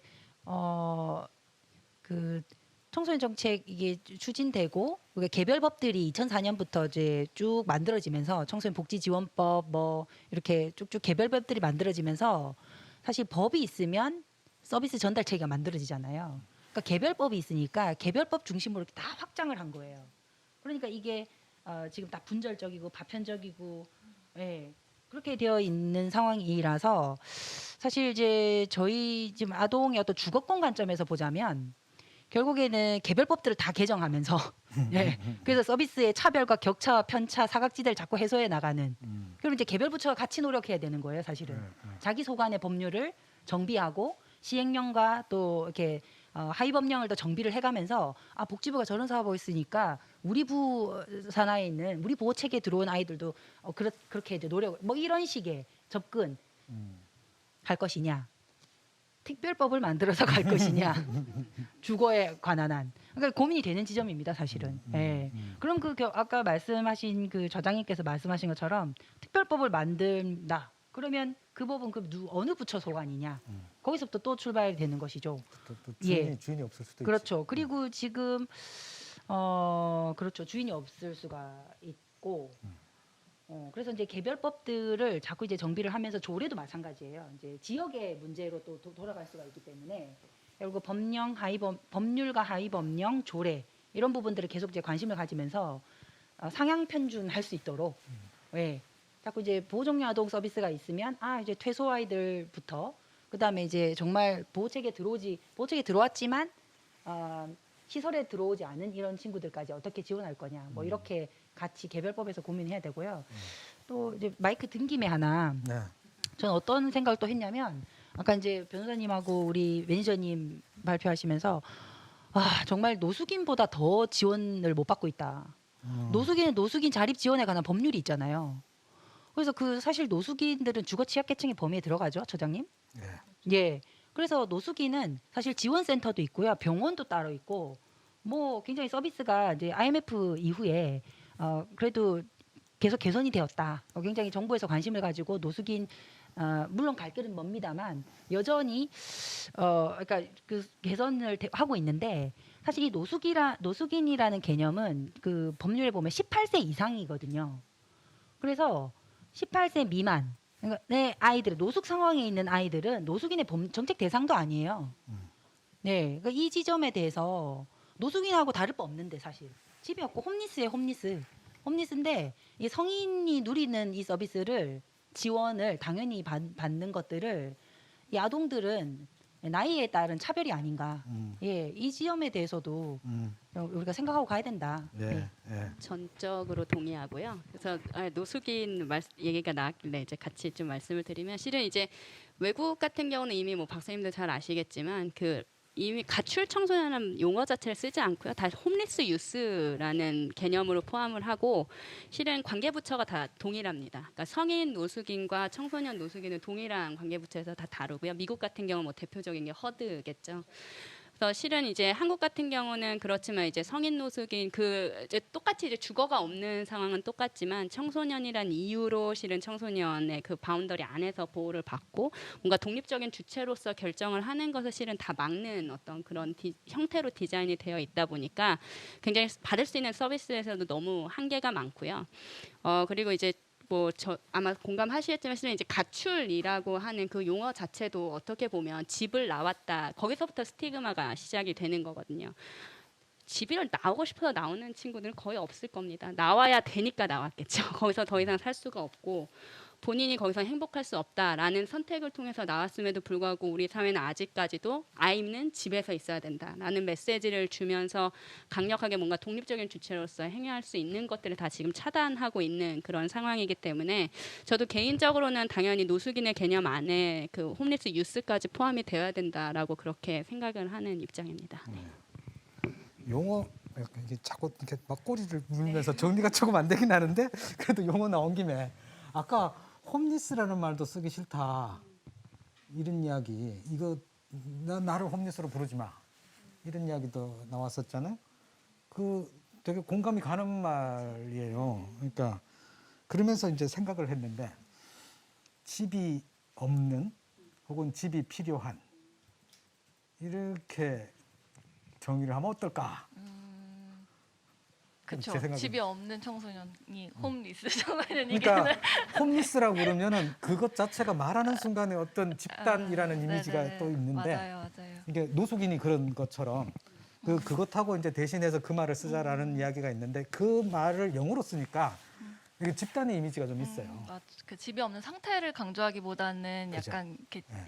집단의 특성으로 이야기하니까 또 거기에 붙어진 편견이나 이런 것들 때문에 그렇죠. 이제 청소년이 느끼는 이제 뭐 약간 거부감 같은 것도 충분히 이해가 되기도 네. 하는 것 같은데 근데 저도 이렇게 말씀해주신 이 맥락, 이 흐름이 너무 좋아가지고 조금 붙이면 그 말씀하신 대로 아동의 주거권 보장을 위한 어떤 통합적인 뭐 법률이든지 제도든지 소관 부처 같은 것들이 앞으로 이제 좀 앞으로 나아가는 방향에서 또 얼른 이렇게 좀 정착이 되었으면 좋겠지만 말씀하신 대로 시간이 걸리는 일이기도 하잖아요. 그런데 뭐 청소년 시기가 평생 가는 것이 아니고 사실 이 시기는 너무나 금방 지나가는 시기인데 지금 당장 주거가 없었을 때 이 사람이 20살, 25살, 뭐 30살이 되었을 때까지도 그 인생의 불안정성을 이렇게 안고 가야 하는 문제는 우리가 지금 되게 시급한 문제라고는 생각이 들거든요. 또 현장에서 지원하다 보면 이 사람에게 당장 집이 필요한데 이 사람이 당장 집을 지원받을 수 있는 방법이 어디 없을까? 이런 것들을 찾게 되고 그러다 보면 예를 들면 주거 취약계층이라는 저희의 그 용어에 청소년이 사실은 포함이 안 되어 있잖아요. 그러니까 아동이 있는 주거 빈곤 가정은 포함이 되지만 아동으로 구성된 가정은 그러니까 아동만 있는 가정은 뭐 주거 취약계층으로 상정되지 않는 문제라든지 그 뭐 비적정 주거에서 뭐 3개월 이상 이렇게 생활하면 이제 임대주택 지원할 수 있는데 청소년은 그거 할 수 없잖아요. 그리고 임대료를 연체해가지고 긴급 주거 지원을 받아야 되는 경우에도 청소년이 그거 이제 주민센터에 문의하면 굉장히 황당해하거든요. 근데 그게 이제 나이가 사실은 명시되어 있지 않아요. 그래서 물어보면 청소년이 직접 지원한 적이 없기 때문에 굉장히 당황해하고 왜 청소년이 이 지원을 이렇게 해서 사실 되게 당황해하면서 결국에는 불발되는 경우들도 많은데 청소년이 저희를 이제 센터 활동가들을 만나서 이제 신청을 하기에도 그렇게 어려운데 본인이 직접 그 제도를 알고 나 지금 임대료를 못 내서 이제 쫓겨나게 생겼으니까 지원해 주세요라고 이야기했을 때 지원받을 가능성은 굉장히 낮은 거예요. 이런 식으로 지금 있는 개념 안에도 주거 취약계층의 개념 안에 청소년을 우리가 계속해서 까먹고 있지는 않은가? 계속해서 같이 집어넣어야 하는 것은 아닌가? 이런 생각도 좀 하게 되는 것 같습니다. 그 아까 이제 지금 제 머릿속에는 두 가지 쟁점이 있는데 하나는 뭐냐면 우리 쭉 논의했던 이런 이렇게 대상별로 이렇게 분절적으로 접근하는 걸 갖다 어떻게 보면 그 사람의 필요에 대응을 하는 정책을 만들 것인가 하는 게 하나의 영역의 문제인 것 같아요. 근데 정책이라는 게 일반적으로 이제 이렇게 경로에 의존하는 경향이 있기 때문에 이걸 갖다 완전히 넘어서서 그러니까 새로운 틀을 짜자라는 게 보통 이제 학자들이 하는 허황된 이야기들입니다. 그걸 믿으면 안 됩니다. 거기에서 보통 답이 있다고 이야기하지만 없는 경우가 더 많아요. 그래서 그 현실에서의 경로 의존성이 갖고 있는 영향력을 갖다가 저는 충분히 인지하고 이용을 할 필요도 있다라고 생각이 되는데 그렇다고 하더라도 있어야 될 게 있다고 생각돼요. 그건 뭐냐 하면 우리가 특별법 같은 걸 만들어서 뭐 하나 쭉 뭔가 해보고 싶었던 게 있는데 그게 뭐냐면 우리의 바람이 있어요. 우리 이념, 우리 지향 이런 게 있거든요. 그게 강력하지 않으니까 이 개별법이나 개별 부서들이 이렇게 어떻게 보면 장난을 치고 있는 거예요. 이해관계에 휘둘리기도 하고. 이걸 갖다 쭉 끌어갈 수 있는 사회가 갖는 힘 같은 게 있어야 돼요. 이게 부족하기 때문에 나타난 문제일 수도 있다. 그래서 정책을 바꾸고 제도를 바꾸는 것과 마찬가지로 우리가 사회가 가져야 될 공감, 지향점, 아까 우리 사회는 어떻게 돼야 되는가 이런 거에 대해서 많이 이야기를 하고 그 내용을 가장 분명하게 이야기해서 정책으로 담을 수 있는 메시지를 정확하게 주는 거 이거 되게 중요한 일이다 라는 생각을 하면서 그 주제는 정리를 하고요. 두 번째 굉장히 중요한 주제들이 아까 나왔습니다. 나이 문제. 나이 문제는 참 우리 사회에서 이제 호주제 다음으로 이렇게 후진 제도가 이렇게 우리 성인이 되고 뭐 계약하고 뭐 이런 거 분양 조건 뭐 어쩌고 저쩌고 이런 것들인데 이거는 우리 여기 있는 분들은 다 쉽게 공감할 거예요. 이런 나이 갖고 이렇게 뭔가 임대주택을 계약할 수 있는 조건을 갖다가 정해놓고 그거를 너무 당연시 하는 거는 호주제하고 뭐 별로 다를 게 뭐 있냐. 이렇게 공감을 하고 그게 바뀌어야 된다고 생각을 하고 그리고 외국 같은 경우를 보면 16살이면 집을 구할 수 있더라고요. 그 밑으로 가면 거기서도 조금 어렵다고 생각을 하는 것 같긴 하던데 그 정도 선이 우리하고 굉장히 수준이 많이 다르죠. 한 5살 정도 차이가 나는 거예요. 이런 차이를 우리가 이제 좁힐 때가 되긴 됐다라는 생각이 확 듭니다. 그리고 그걸 하기 위해서는 몇 가지 제도가 바뀌어야 돼요. 그걸 갖다 누가 좀 정리를 한번 네, 하실 것 같았어요. 제가 시도를 본 적이 있었죠. 실은 저는 아까도 방향에서 이야기했지만 주거빈곤 정책이 주거빈곤 여부를 기초로 하지 않고 이 사람이 인구학적 특성이 무엇인 이게 안 들리나요? 이 사람의 인구학적 특성, 신혼부부이냐, 아동가구이냐, 6세 미만의 한부모 가구이냐 아니냐 이렇게 또는 청소년 쉼터냐, 보호종료 아동이냐 이렇게 나눠서는 안 되고 주거빈곤 여부를 해야 한다고 생각하지만 어려울 거다 경로 이전성 때문에 이렇게 말씀하셨는데요. 실은 국민기초생활보장법의 발전도 보시면은 옛날에 생활보호법 시절에는요 그냥 인구학적 기준이었어요. 65세 이상이어야 되고 18세 미만이어야 됐고요. 근로활동 연령하고는 안 됐어요. 그렇지만 IMF가 되면서 더 이상 경제 능력, 근로 능력이 있다고 해서 우리가 이걸 배제하면 안 되겠다라는 합의가 되면서 변화했거든요. 그런 면에서 경로 이전성은 있지만 만일 우리가 이게 소정근 박사님께서 말씀하신 것처럼 주거 상품이 아니라 모든 사람이 주거권이 보장돼야 되는 것이다.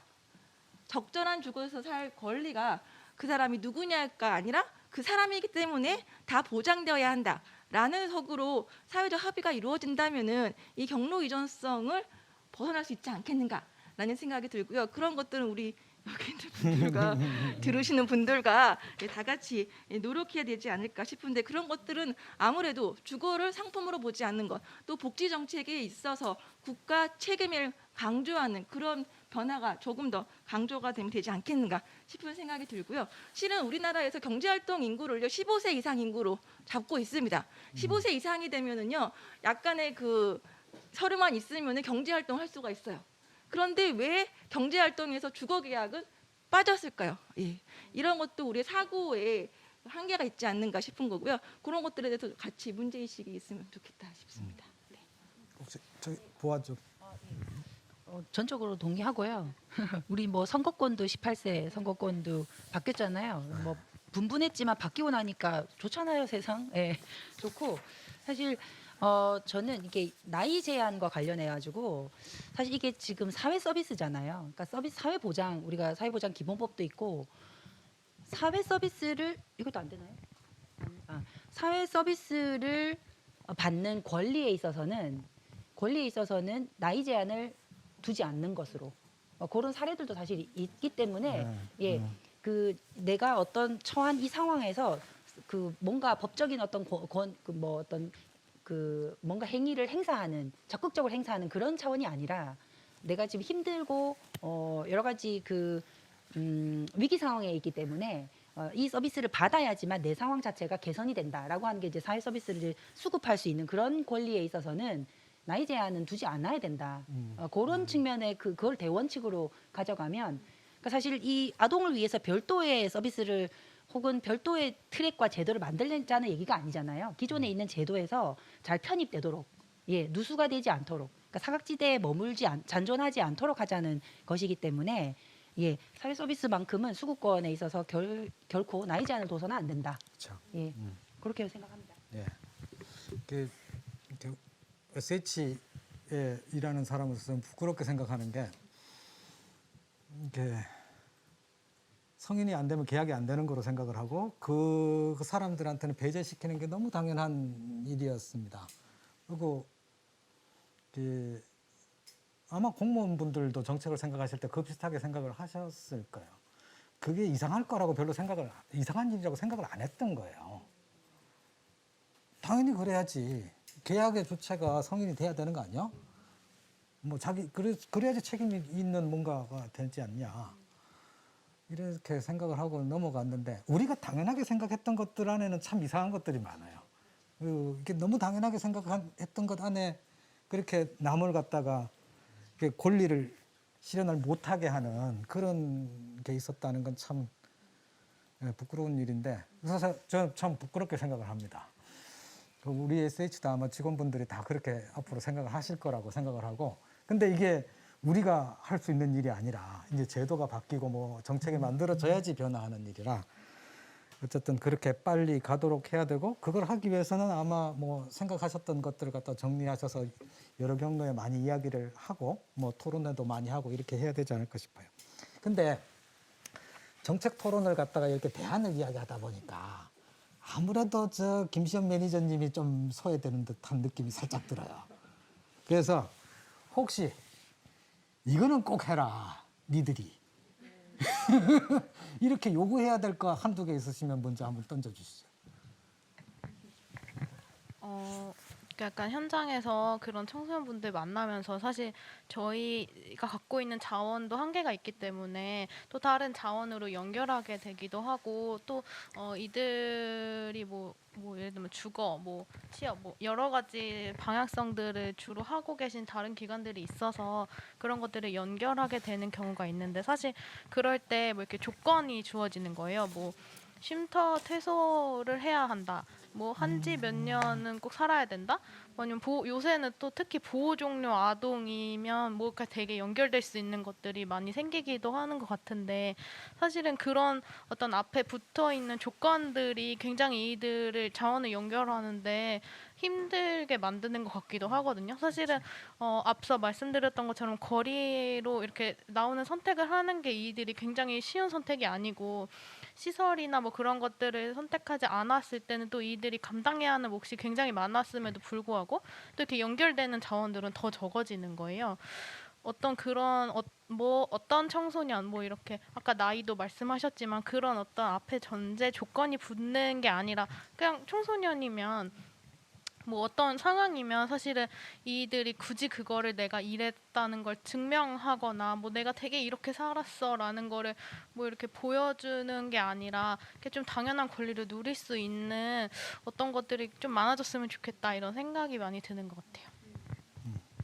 공무원들이 왜 자꾸 조건을 붙이는지 아세요? 그거 아세요? 물량? 우선순위. 그 예를 들어 보호 종료 아동에 대해서 2년 붙인 거 그게 물량이나 우선순위 때문일까요? 도덕적 해임. 이게 공무원은 걱정하는 게 많아요. 걱정이 많으니까 그런 걸 붙여놓는 것 같아요. 그리고 또 그런 거 있을 것 같아요. 이게 없으면 자기가 그 필요를 판단을 해야 돼. 이 사람이 집이 필요하다라는 사실을 판단하는 것 자체가 사실은 공이 많이 들어가는 일입니다. 네. 이 일을 우리 정책에서는 별로 안 해봤어요. 네. 그래서 그런 것 같아요. 예를 들면 그걸 꼭 공무원이 해주시면 참 좋죠. 네. 공무로 처리를 해주시면 좋은데 그게 안 되면 저희 매니저님처럼 저런 분이 소견서 우리 또 공무원들 잘 못 믿어요. 네. 그러니까 이게 저희가 참 안타까운 게 뭐냐면 아까 말씀하신 것처럼 뭔가를 조건을 입증을 해야 되는 거가 내가 서비스를 받으려면 내가 입증해야 되잖아요. 근데 이제 저렇게 이제 중간에서 지원해 주시는 분들이 조력자들이 계신다고요. 그럼 사실 우리가 저런 조력자들의 권위나 이런 전문성을 좀 믿고 저분의 소견을 굉장히 그대로 받아들여서 정말 이 친구가 이런 가정밥 위기 상황에서 이렇게 거리에서 생존하고 있었구나. 뭔가 저기 고시원 들어가서 몇 개월 살고 이게 입증이 되지 않아도 그러니까 저분의 말을 공신력 있게 이게 청취해주고 음. 그거가 이제 제도에 들어올 수 있게 해주는 어떤 그렇지. 장치가 돼야 되는데 네. 근데 현장에서 아무리 노력하셔도 네. 그거가 이제 공신력이 있는 메시지로 전달이 안 된다는 거예요. 예. 그 자체가 참 안타까운 지점입니다. 결국은 이 모든 게 지독한 신청주의에서 비롯된 거죠. 실은 이게 아주 고질적인 문제죠. 주거복지에서 고질적인 문제고 그러다 보니까 이제 본인이 입증하지 않으면 본인이 직접 찾아가서 본인이 대상이 됨을 입증하지 않으면 뭐 제도의 보호를 받을 수 없는 게 사실이고 실제로 발굴이 된다 하더라도 어떤 사례가 발굴이 된다 하더라도 실은 그 사례가 발굴된 사례가 실제 서비스로 이어지기까지는 너무 지난한 과정과 서류들이 굉장히 필요한 게 사실이고 그러한 부분에 있어서 아동은 더욱더 취약할 수밖에 없는 거죠. 이 신청주의의 개념 안에서는. 네. 네. 그러네요. 그래도 굉장히 혁신적인 말씀 이렇게 변화가 필요하다 이런 말씀 많이 주셨는데 아무래도 저는 직접적으로 정책을 지원하고 있는 쪽이다 보니까 너무 많은 큰 변화를 원하지 않는 사람이었나 하고 혼자 생각하게 되더라고요. 그래서 이렇게 보면 그래서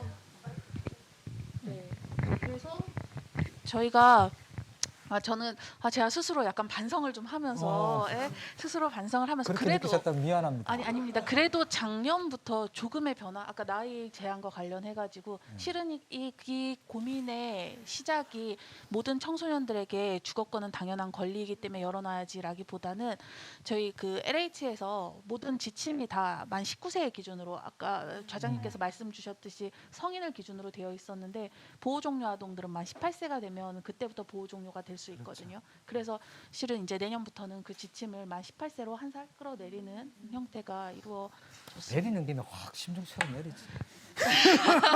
네, 조금씩 변화하는 게 또 정책의 영역이지 않을까 싶기도 합니다. 서울에서 한번 이렇게 SH에서 한번 획기적인 모범을 한번 보여주시면 쫓아갈 수 있지 않을까라고 생각이 들고요. 네, 갑자기 어려웠어. 그 외에도 LH에서 이렇게 보면 보호 종료 아동 같은 경우는 최근 들어서 아마 좀 자원 연계할 수 있거나 이런 게 얘기 많이 되었다라고 하는 게 LH에서 작년에 이제 발표가 있고 나서 조금 이제 뭐 표현이 그렇지만 신경을 쓰고 어떻게 하면 그 친구들에게 조금 도움이 될까를 많이 고민을 저희와 함께 해주시고 계신 것 같아요. 그래서 실은 가장 크게 바뀐 게 최대 6년까지 거주할 수 있었는데 최대 20년까지로 바뀌었다라고 하는 거. 그래서 그 부분에 있어서도 조금 강화된 부분이 있기도 하고요. 그리고 좀 동순위에 경합하게 되면 우선순위가 부여되는 것도 있고 그리고 건설임대주택 같은 경우는 저희가 지금 2주에 한 번씩 추천을 받아서 그 추천을 보내면 가장 우선순위로 아이들에게 집을 주는 그런 형태도 하고 있습니다. 그래서 실은 이렇게 말씀 주실 때 저희 그거 외에도 LH하고 해서 보호 종료 아동들 같은 경우는 핫라인도 그 친구들이 많이 불편함을 호소한 게 SH에서도 이런 거 만들어 주시면 좋을 것 같은데요. 이렇게 전화를 하면 뺑뺑뺑 돌린다는 거예요. 본인은 이게 그냥 집이지 내가 뭐 청년 매입임대인지 무슨 뭐 전세임대인지 잘 모르겠는데 전화 돌리면 저희 부서 아니고요. 이렇게 막 돌리고 이러니까 이게 너무 불편하다. 그런 의견이 있어서 저희가 핫라인을 개설하고 그래서 한 분한테 전화하면 그 한 분이 해결해서 알아봐서 알려드릴게요. 이렇게 할 수 있도록. 그리고 보호 종료 아동에 대한 특성을 공부하고 계신 분이 콜센터에서 전화 받아주시는 거 이런 서비스를 제공하고 있는 게 약간의 변화? 작년부터 이렇게 했을 때 약간의 변화가 있지 않을까라고 생각을 하고 또 이렇게 서울에서 획기적으로 16세로 빡 끌어내려 주시면 그거를 보고 저희가 또 쫓아갈 수 있지 않을까?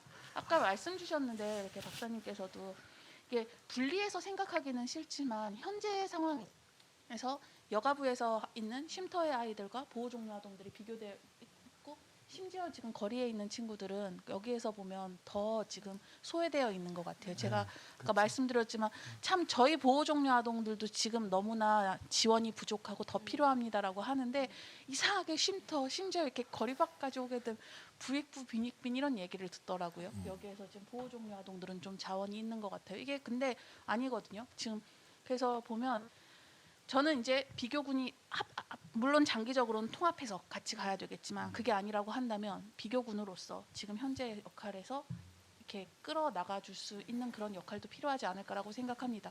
서울이 끌어나가 줄 수 있으면 좋고요.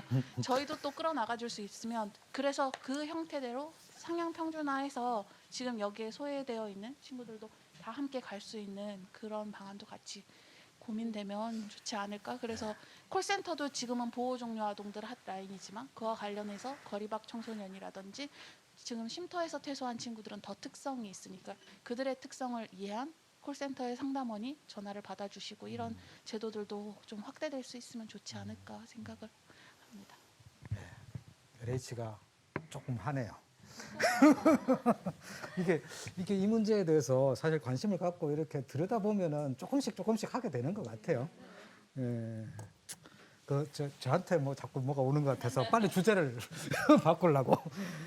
저기 질문 오신 분 중에서 또 되게 저기 질문만 받다가 다 끝날 것 같은데 조금 더 해도 안 돼요? 예. 조금 더 할게요. 질문을 굉장히 자극적으로 하나 해주신 분이 있어요. 이게 재밌는데 서울시가 과거에 청년들 뭐 한다고 굉장히 열심히 하지 않았냐. 이제는 아동 좀 하려고 그러냐? 뭐 이런 정도의 질문이에요. 이게 어떻게 보면 특정한 집단을 대상으로 한 정책들을 하는 거잖아요. 이런 거를 갖다 어떤 식으로 정책을 하는 게 좋으냐. 사실 솔직히 저는 우리 사회에서 어떤 특정한 집단을 갖다가 정책 앞에다 이렇게 이름을 붙이는 게 조금 시혜성 정책들의 성격이 강했다고 생각해요. 우리가 주니까 좀 뭐 우리가 하는 거 아니니? 뭐 이런 정도의 이런 느낌이 드는데 어쨌든 그거보단 뭔가 좀 달라져야 될 텐데 그리고 또 조금 더 이제 권리나 보편적으로 더 들어가려 보면은 그런 집단의 성격을 갖다 약간 조금 덜 고려하는 게 맞지 않냐 하는 생각도 사실 할 수는 있어요. 물론 그렇지 않을 수도 있지만 어쨌든 그런 질문이 있었어요. 저는 이제 그 질문에서 약간 행간을 좀 어떻게 좀 읽었냐면 일단 자원이 한정된 거예요. 그래서 청년에게 주던 어떤 포션이 있죠. 청년, 한부모, 아동 이렇게 된 여러 이제 포션이 사실 제로섬인 거예요. 이쪽 물량을 가져오게 되면 이쪽 물량을 포기해야 되는 거예요. 그러니까 이제 지적하신 분의 어떤 그 저변에는 청년도 했으니 이제 아동도 하는구나, 잘하는구나 이렇게 격려를 하면 좋은데 그게 아니라 한정된 물량으로 약간 이렇게 계속 시소 왔다 갔다 한다. 네. 자꾸 이제 시소를 타야 되니 룰 앤 디바이드. 뭐. 예, 죄송합니다. 디바이드 앤 룰. 그렇죠. 뭐 이런 거하고 비슷하게. 그렇죠. 그래서 그런 측면에 대한 피로감, 그 문제 의식, 그 부분을 저는 읽었거든요. 그렇죠. 예. 그런 경향도 있죠. 예.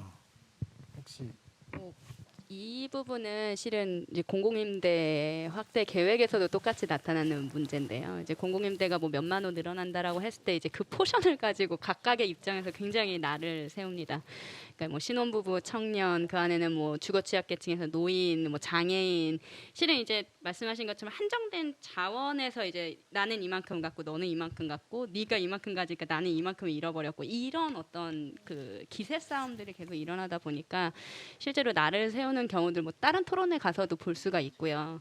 이제 여기서 이제 뭐 실은 낭만적으로 얘기하자면 도대체 파이를 늘릴 생각은 왜 못하는 걸까? 자원을 늘릴 생각은 왜 하지 못하고 우리는 왜 항상 이렇게 자원은 한정되어 있다라고 하는 것을 전제하고 이렇게 우리끼리 싸워야 되는가라고 하는 부분이 이제 항상 개인적으로도 너무 좀 안타깝기도 하고 이런 부분들이 있었는데요. 지금 말씀하신 것처럼 이제 저도 그 질문에서는 실은 그러한 어떤 좀 안타까움 같은 것도 좀 읽을 수 있었던 것 같아요. 네. 그런 문제의식이 생기는 것은 워낙 민간임대 주택 시장이 열악하기 때문이 아닐까라는 생각이 드는데요. 공공임대하고 민간임대를 비교해 보면은 주거비 가부담도 민간임대가 더 심하고요. 주거 과밀이라든가 이런 문제도 훨씬 심합니다. 주거 안정성 면에서는 2년마다 재계약해야 되니까 또 지금은 뭐 임대차 보호 이렇게 좀 상한제 이런 것들을 도입하고 있지만 아직 정착 안 됐고요. 그러다 보니까 민간 임대 시장에서 나도 내가 살기에 괜찮은 집을 구할 수가 없다는 위기의식이 대부분의 국민들이 다 가지고 있다는 생각을 합니다. 그러다 보니까 이 공공임대에 들어가고 싶은 욕구가 더 커질 수밖에 없고요. 공공임대를 누구한테 줄 것인가에 대해서 굉장히 민감하게 또는 이렇게 첨예한 대립이 나타날 수밖에 없지 않는 그런 생각이 들고요. 그런 점에서 우리가 민간 임대 시장에 대해서 어떠한 임대를 줄 때는 구조적으로 또는 주거비 면에서 어떻게 해야 될 것인가에 대해서 우리가 조금 더 고민을 하고 같이 사회적으로 논의가 필요하지 않을까 싶습니다. 이 문제는 이 정도 정리하시기로 하고요. 이게 뭐 좀 적당히 마무리를 하라 이런 주문이 들어왔는데, 근데 제가 가만히 생각해 보니까 우리가 이렇게 특히 이제 우리 임세희 교수님이 앞쪽에서 정책과 관련해서 몇 가지 이제 중요한 주목해야 될 영역을 갖다가 언급을 하셨는데, 그 중에서 아동수당은 제대로 이야기했는데 나머지는 별로 안 다뤘어요. 그죠? 예를 들어 아까 처음에 이제 최저주거 기준 이야기를 했습니다. 최저주거 기준하고 이런 걸 갖다가 어떻게 고려할 건가, 이게 구체적으로 이 실현을 하려면 어떤 정책 수단이 필요한가, 뭐 이런 것까지 들어가면 한참 이야기해야 될 주제라 이거는 여기서 못 다룬다. 그렇지만 어쨌든 중요한 주제다. 그러니까 적어도 최저주거 기준이라는 게 우리 사회에서는 근데 정책적으로 이제 선언은 돼 있지만 집행 수단이 갖추어지지 않은 굉장히 취약한 제도이기 때문에 이런 것들을 갖다가 이제 만들어 나가기 위한, 그러니까 결국 건강에 위한 환경에 사는 사람들은 여기 안 살 수 있는 정책 수단이 있어야 되는 거거든요. 그래야지 이 기준이라는 게 작동을 하는 거고. 근데 그런 수단이 우리는 별로 안 갖고 있어요. 그러니까 그래서 그걸 갖다 어떻게 실질적으로 우리 사회에 의미 있게 정책으로 만들 건가, 이런 주제가 있는데 이건 참 따로 한번 다뤄야 되겠다라는 생각은 들고, 그다음에 그것 말고도 여러 가지 이야기 하셨어요. 뭐 이렇게 아동 주거 빈곤도 특정한 지역이나 이런 데서 많으니까 지역 사회 차원에서의 대응도 필요하다. 뭐 그리고 또 특히 학대받는 아동들 같은 경우 거기에 대응하는데 주거가 굉장히 중요한 기반인데 이것과 관련한 정책적 고려가 너무 없다. 이런 이야기도 하셨고, 외국에는 다 있거든요. 근데 우리 없는 게 오히려 이상해요. 우리나라 이제 잘 살잖아요. 그리고 엊그저께 봤는데 뭐 다 나와 있는 자료인데 OECD 자료에서 우리나라가 이렇게 국가가 중앙정부하고 지방정부가 합쳐갖고 이렇게 재원을 임대주택에다가 넣는 GDP 대비 이렇게 넣는 비율이 OECD 중에서 제일 높아요. 지금 굉장히 훌륭하게 정책을 하고 있는 나라입니다. 그렇기 때문에 그 정책을 잘 써야 될 필요도 굉장히 크게 있는 거죠. 그러니까 그걸 고민을 하면서 이걸 가지고 우리 사회에서 이제 어떤 권리를 보장할 수 있는 수단으로 쓰는가, 무엇이 먼저 가야 될 대상인가, 이런 걸 갖다가 고민을 지금보다 더 열심히 해야 된다. 그래야지 세계적으로 모범적인 공공임대주택 정책을 하는 나라가 되지 않을까 하는 희망 같은 걸 가져봅니다. 어쨌든 네. 사실 제가 마지막이라는 이야기는 안 했는데. 제가 마지막으로 예. 제가 마이크 마지막으로. 예. 그래서 저희 사실 이게 아동 청소년 주거권 이러면 사실 모르는 상황에서는 아이들에게 집을 주자는 거야? 이렇게 생각하실 수가 있을 것 같은데요. 사실 아이들은 원하는 것이 어떤 집 한 채가 아니었고, 사실 만난 아이들은 자기가 이제 편히 발뻗을 수 있는 자기 공간, 사실은 방 한 칸, 소박한 근데 꿈은 아까는 그거였어요. 왜 쉼터는 2명당 방 하나를 준다고 그러셨어요?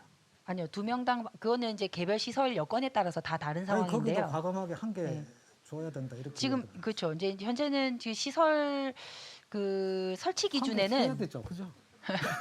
네. 그래서 이제 지금 자립 지원관 같은 경우는 그 숙박형 자립 지원관이 이제 에이전시처럼 이렇게 임대료 지원해주고 사례 관리하는 형태도 있지만 이런 시설을 같이 운영하는 곳도 사실 있긴 있죠. 그러니까 그런 것은 거의 이제 뭐 경기도도 그렇고 방 하나에 이제 본인 혼자 개인 공간을 이제 주는 형태로 그러니까 주는 거죠. 왜냐하면 이 친구들이 다 성인기에 접어들었고 그런 상황인 그럼 거죠. 아동 시설을 쫙 없애고 그걸로 다 넘어가면 되겠네.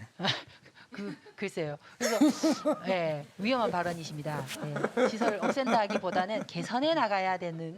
그래서 사실 일순간에 뭔가 제도를 바꾸는 것도 필요한 상황이고, 약간 점진적으로 시설 환경도 바꿔가면서 차이나 불편 이런 것들을 좀 해소해 나가는 이게 점진적으로 가야 될. 왜냐하면 이게 시설 지금 예를 들면 쉼터만 딱 놓고 보더라도 지금 현재 있는 방 한 칸을 인실 기준을 지금 당장 마련해라. 그래서 이거를 적용해라. 이렇게 돼버리면 정원 자체가 줄어들어요.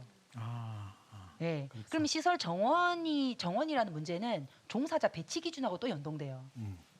그래서 적게 받아라. 그럼 종사자 여러 가지 문제들이 맞물려 있는 상황이고요. 그래서 이걸 종합적으로 사실 검토를 해봐야 된다는 것인 거죠. 예. 그래도 목표는 하나 하면 안 돼요? 방 하나? 방 하나. 일인당? 우리 사실은 지금 국토부에서 아동 주거권 대책에서도 전면으로 내세운 부분은 내 방이 있는 집이었잖아요. 예, 그게 이제 시설에 산다고 해서 그 권리를 포기해서는 안 된다고 지향을 해야 된다고 보고요. 가급적 그 여건을 맞춰주는 것이고. 근데 그게 10년 걸리면 좀 답답하잖아요. 좀 당겨 보이면 안 될까요? 네. 10년이면 강산이 한번 변해야 되는데 그 사이에 아이들은 이제 나이가 들죠. 예. 그래서 그 이 주거 문제는 사실은 빨리 해결을 할 필요가 있다. 정말 빨리 갔으면 개선됐으면 좋겠다고 생각되는 사회 정책 중에 하나가 저는 이제 주거 문제라고 생각하고, 왜냐하면 아이들에게 미치는 영향이 너무나 크기 때문에 주거 환경이란 것은. 예. 그래서 지금 집 한 채를 주자 이런 논의가 아니라 아까 이제 변호사님 사실 청소년 그 청주권의 청주에서 주거권 네트워크에서 계속 얘기하시는 그 방법론 중에 정책 수단 중에 하나가 지원주택 형태잖아요. 그렇죠. 청소년 지원주택, 서포티브 하우스죠. 그래서 다양한 형태를 고민해 볼 수 있는 거예요. 이 아이들에게 공간을 마련해주는 편안한 내 공간을 마련해주는 다양한 방식들을 지혜롭게 고민을 하는 것이 정책을 또 이렇게 유연하게 설계하는데 또 보탬이 되지 않을까 싶습니다. 네. 그래서 방 하나. 네. 재밌자고.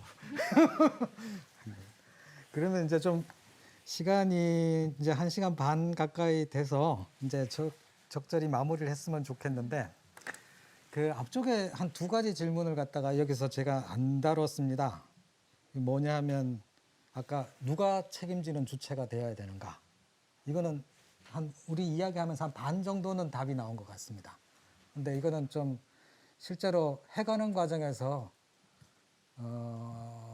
성과를 잘 낼 수 있는 방향을 갖다가 우리가 찾아가는 것이다 라는 생각이 좀 들고요. 그다음 또 하나 여기서는 이제 이게 서울시든 이런 이제 지방에서 이 조례를 만들면서 어떤 내용이 들어가면 조금이라도 나아지겠는가, 좀 현실적인 안 같은 걸 조금 이야기를 해달라, 이런 이야기들을 하셨어요. 근데 이거는 제가 이제 마무리 지면서 돌아가면서 이제 감상을 이야기하셔도 좋은데, 요 사안에 하나 정도는 주목을 했으면 좋겠다라는 게 있으면 한번 그걸 갖다가 언급을 해주시는 걸로 이야기하면서 마무리 지면 좋겠습니다. 먼저 김시현 매니저님부터 시작해 볼까요?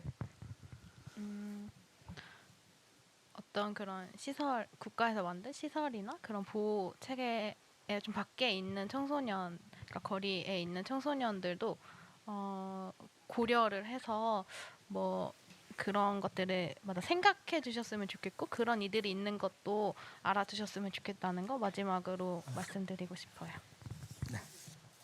그럼 이경 부장님. 저는 아무래도 오늘 뭐 이렇게 분절돼서 관리되면 안 된다라고 얘기했지만, 그래도 저의 정체성 자체가 보호종료 아동이기 때문에 보호종료 아동과 관련된 뭐 여러 가지 정책들이 있기는 한데요. 보호종료 아동들을 저희 요즘 국감 대비하면서 질문을 되게 많이 받아요. 한 해에 몇 명이 보호종료되고, 그리고 그들에게 이제 저희가 사후관리라고 해서 법적으로 5년간 보면 관리하도록 되어 있는데 몇 %가 연락이 닿는가라고 하는데요. 현장에서 이렇게 그럼 저희는 그 퍼센트가 굉장히 중요한 거예요. 연락을 받지 않는 사람이 많으면 안 되겠죠. 그런데 현장에서 계신 선생님들이 얘기하실 때는요, 이 보호종료 아동이라고 하는 그 친구들이 그렇게 이제 이미 나는 자립했고 결혼했고 아이도 있고 그래서 더 이상 이런 전화 받고 싶지 않습니다, 연락을 받고 싶지 않아요 하는 사람들도 분명히 존재하거든요. 그래서 보면 이렇게 뭔가 이제 정책을 만들거나 혹은 고민하거나 이렇게 할 때 이게 단순히 그냥 보호종료 아동 성격을 지닌 하나의 집단으로 보기가 되게 쉬운데, 각각의 개별적인 특성이나 욕구를 가질 수 있는 존재라는 것들이 조금 더 고민되고 정책 안에 녹아들었으면 좋겠다라고 저 스스로도 생각하고 또 다른 분들도 그렇게 생각해 주셨으면 좋겠습니다. 뭐 조례와 관련해서는 전에 이제 지금 저희가 좀 집중해야 되는 거는 특히 조례는 이제 지자체에서 조례들이 주로 제정이 되니까요. 그래서 지금 현재까지는 실은 주거 문제에 있어서 지자체는 굉장히 조금 소극적인 입장이었습니다. 워낙 중앙부처의 일이라고 생각하는 경우가 많았고, 그래서 이 조례 시작은 어떻게 보면 지자체의 책임을 확인하는 것부터 시작이 될 수 있을 거라고 보고요. 실은 지역마다 굉장히 특성들이 달라요. 주거 자원도 다르고 욕구도 다르고 형태도 다르다 보니까 실은 세부적인 것들은 그 지역의 특성에 맞게 가야 되는 부분들이 있지만, 굉장히 이제 처음 저희가 좀 강력하게 해야 되는 거는 그 지자체의 책임도 주거권을 보장하는 데 있어서 굉장히 중요하다라고 하는 거는 확인하는 것부터 한 걸음을 뗄 수 있다라고 그렇게 생각을 하고요.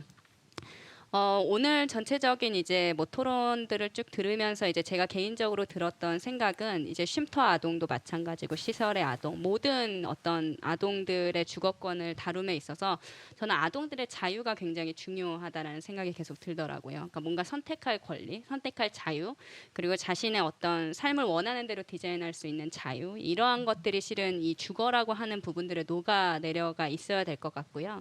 그리고 이 주거를 선택을 하고 뭔가 이런 안에서 의사결정을 하는 과정에서도 이 아동들의 자유들이 좀 충분히 보장되는 형태로 우리가 그런 것들을 지향해야 되지 않을까.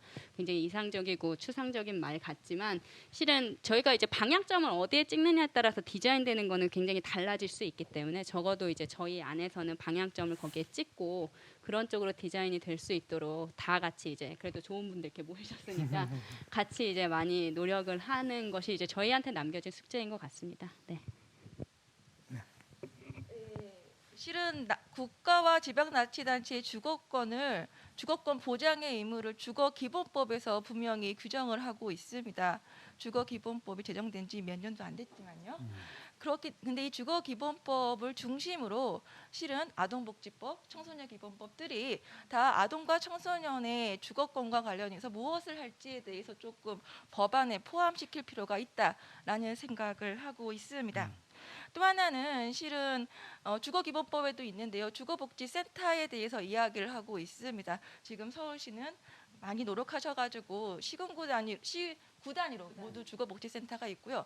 주거복지센터에서 주거 문제를 이야기하고 소외된 주거권에 대해서 지금 이렇게 이야기하고 있지 않습니까?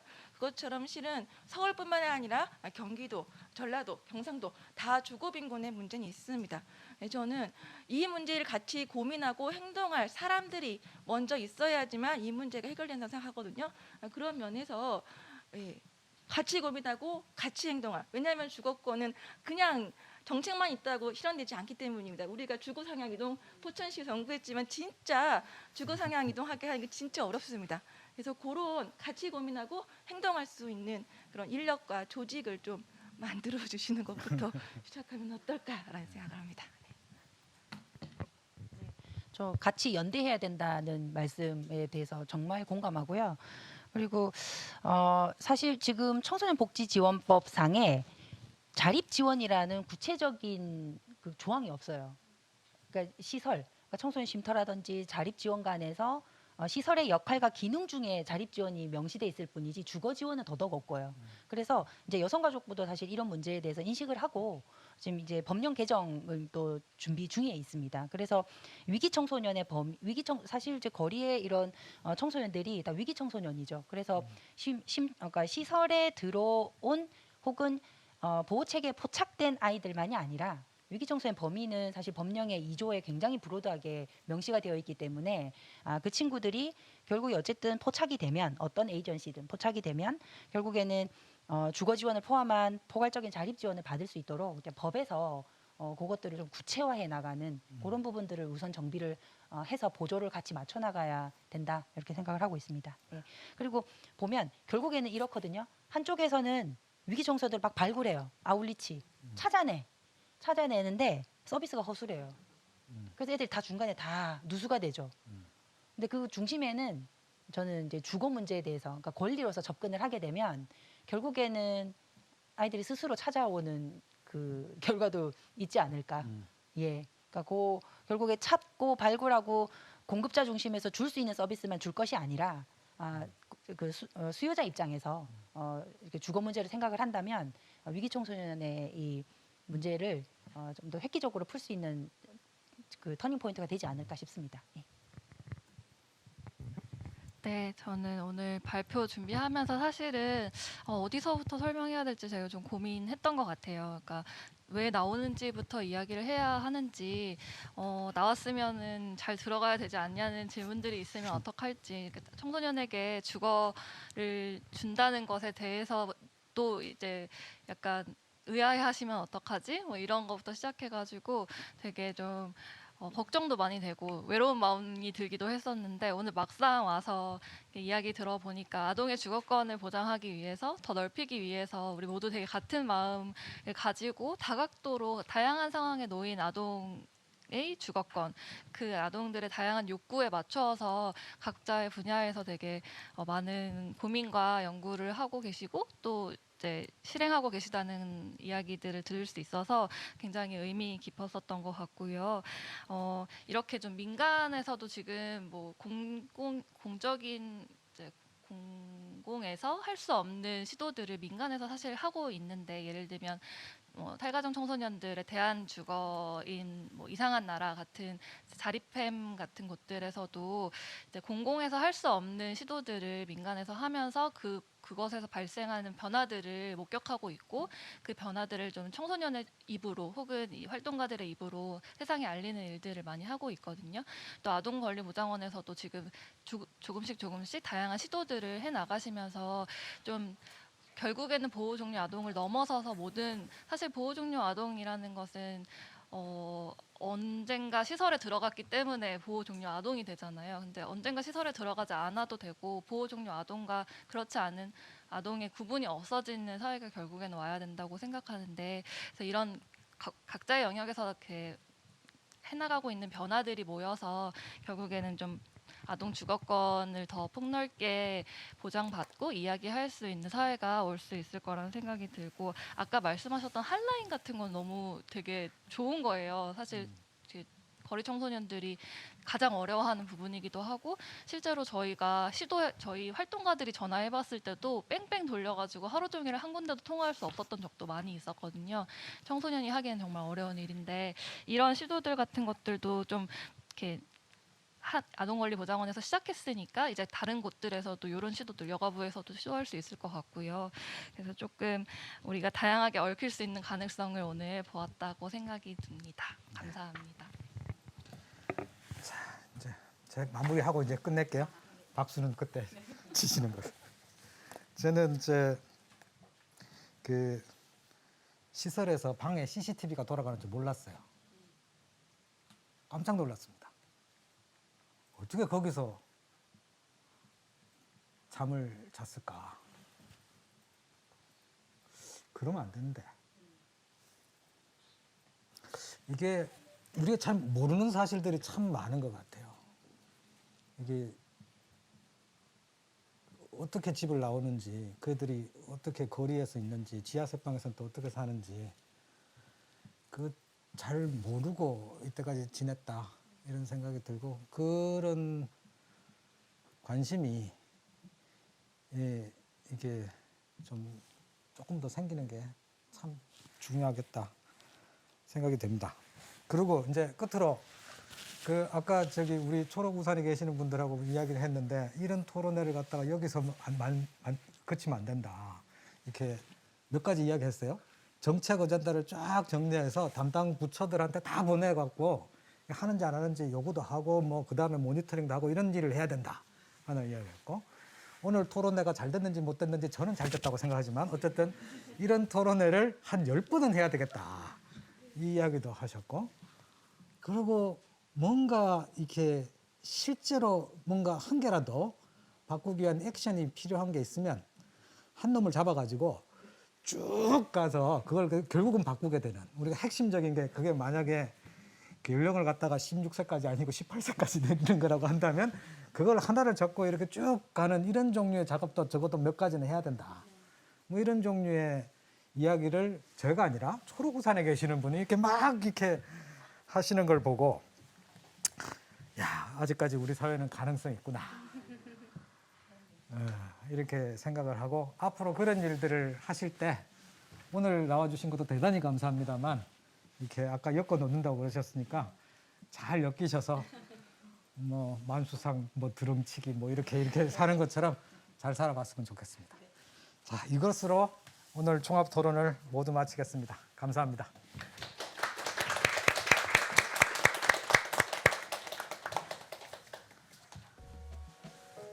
아유, 고생하셨습니다.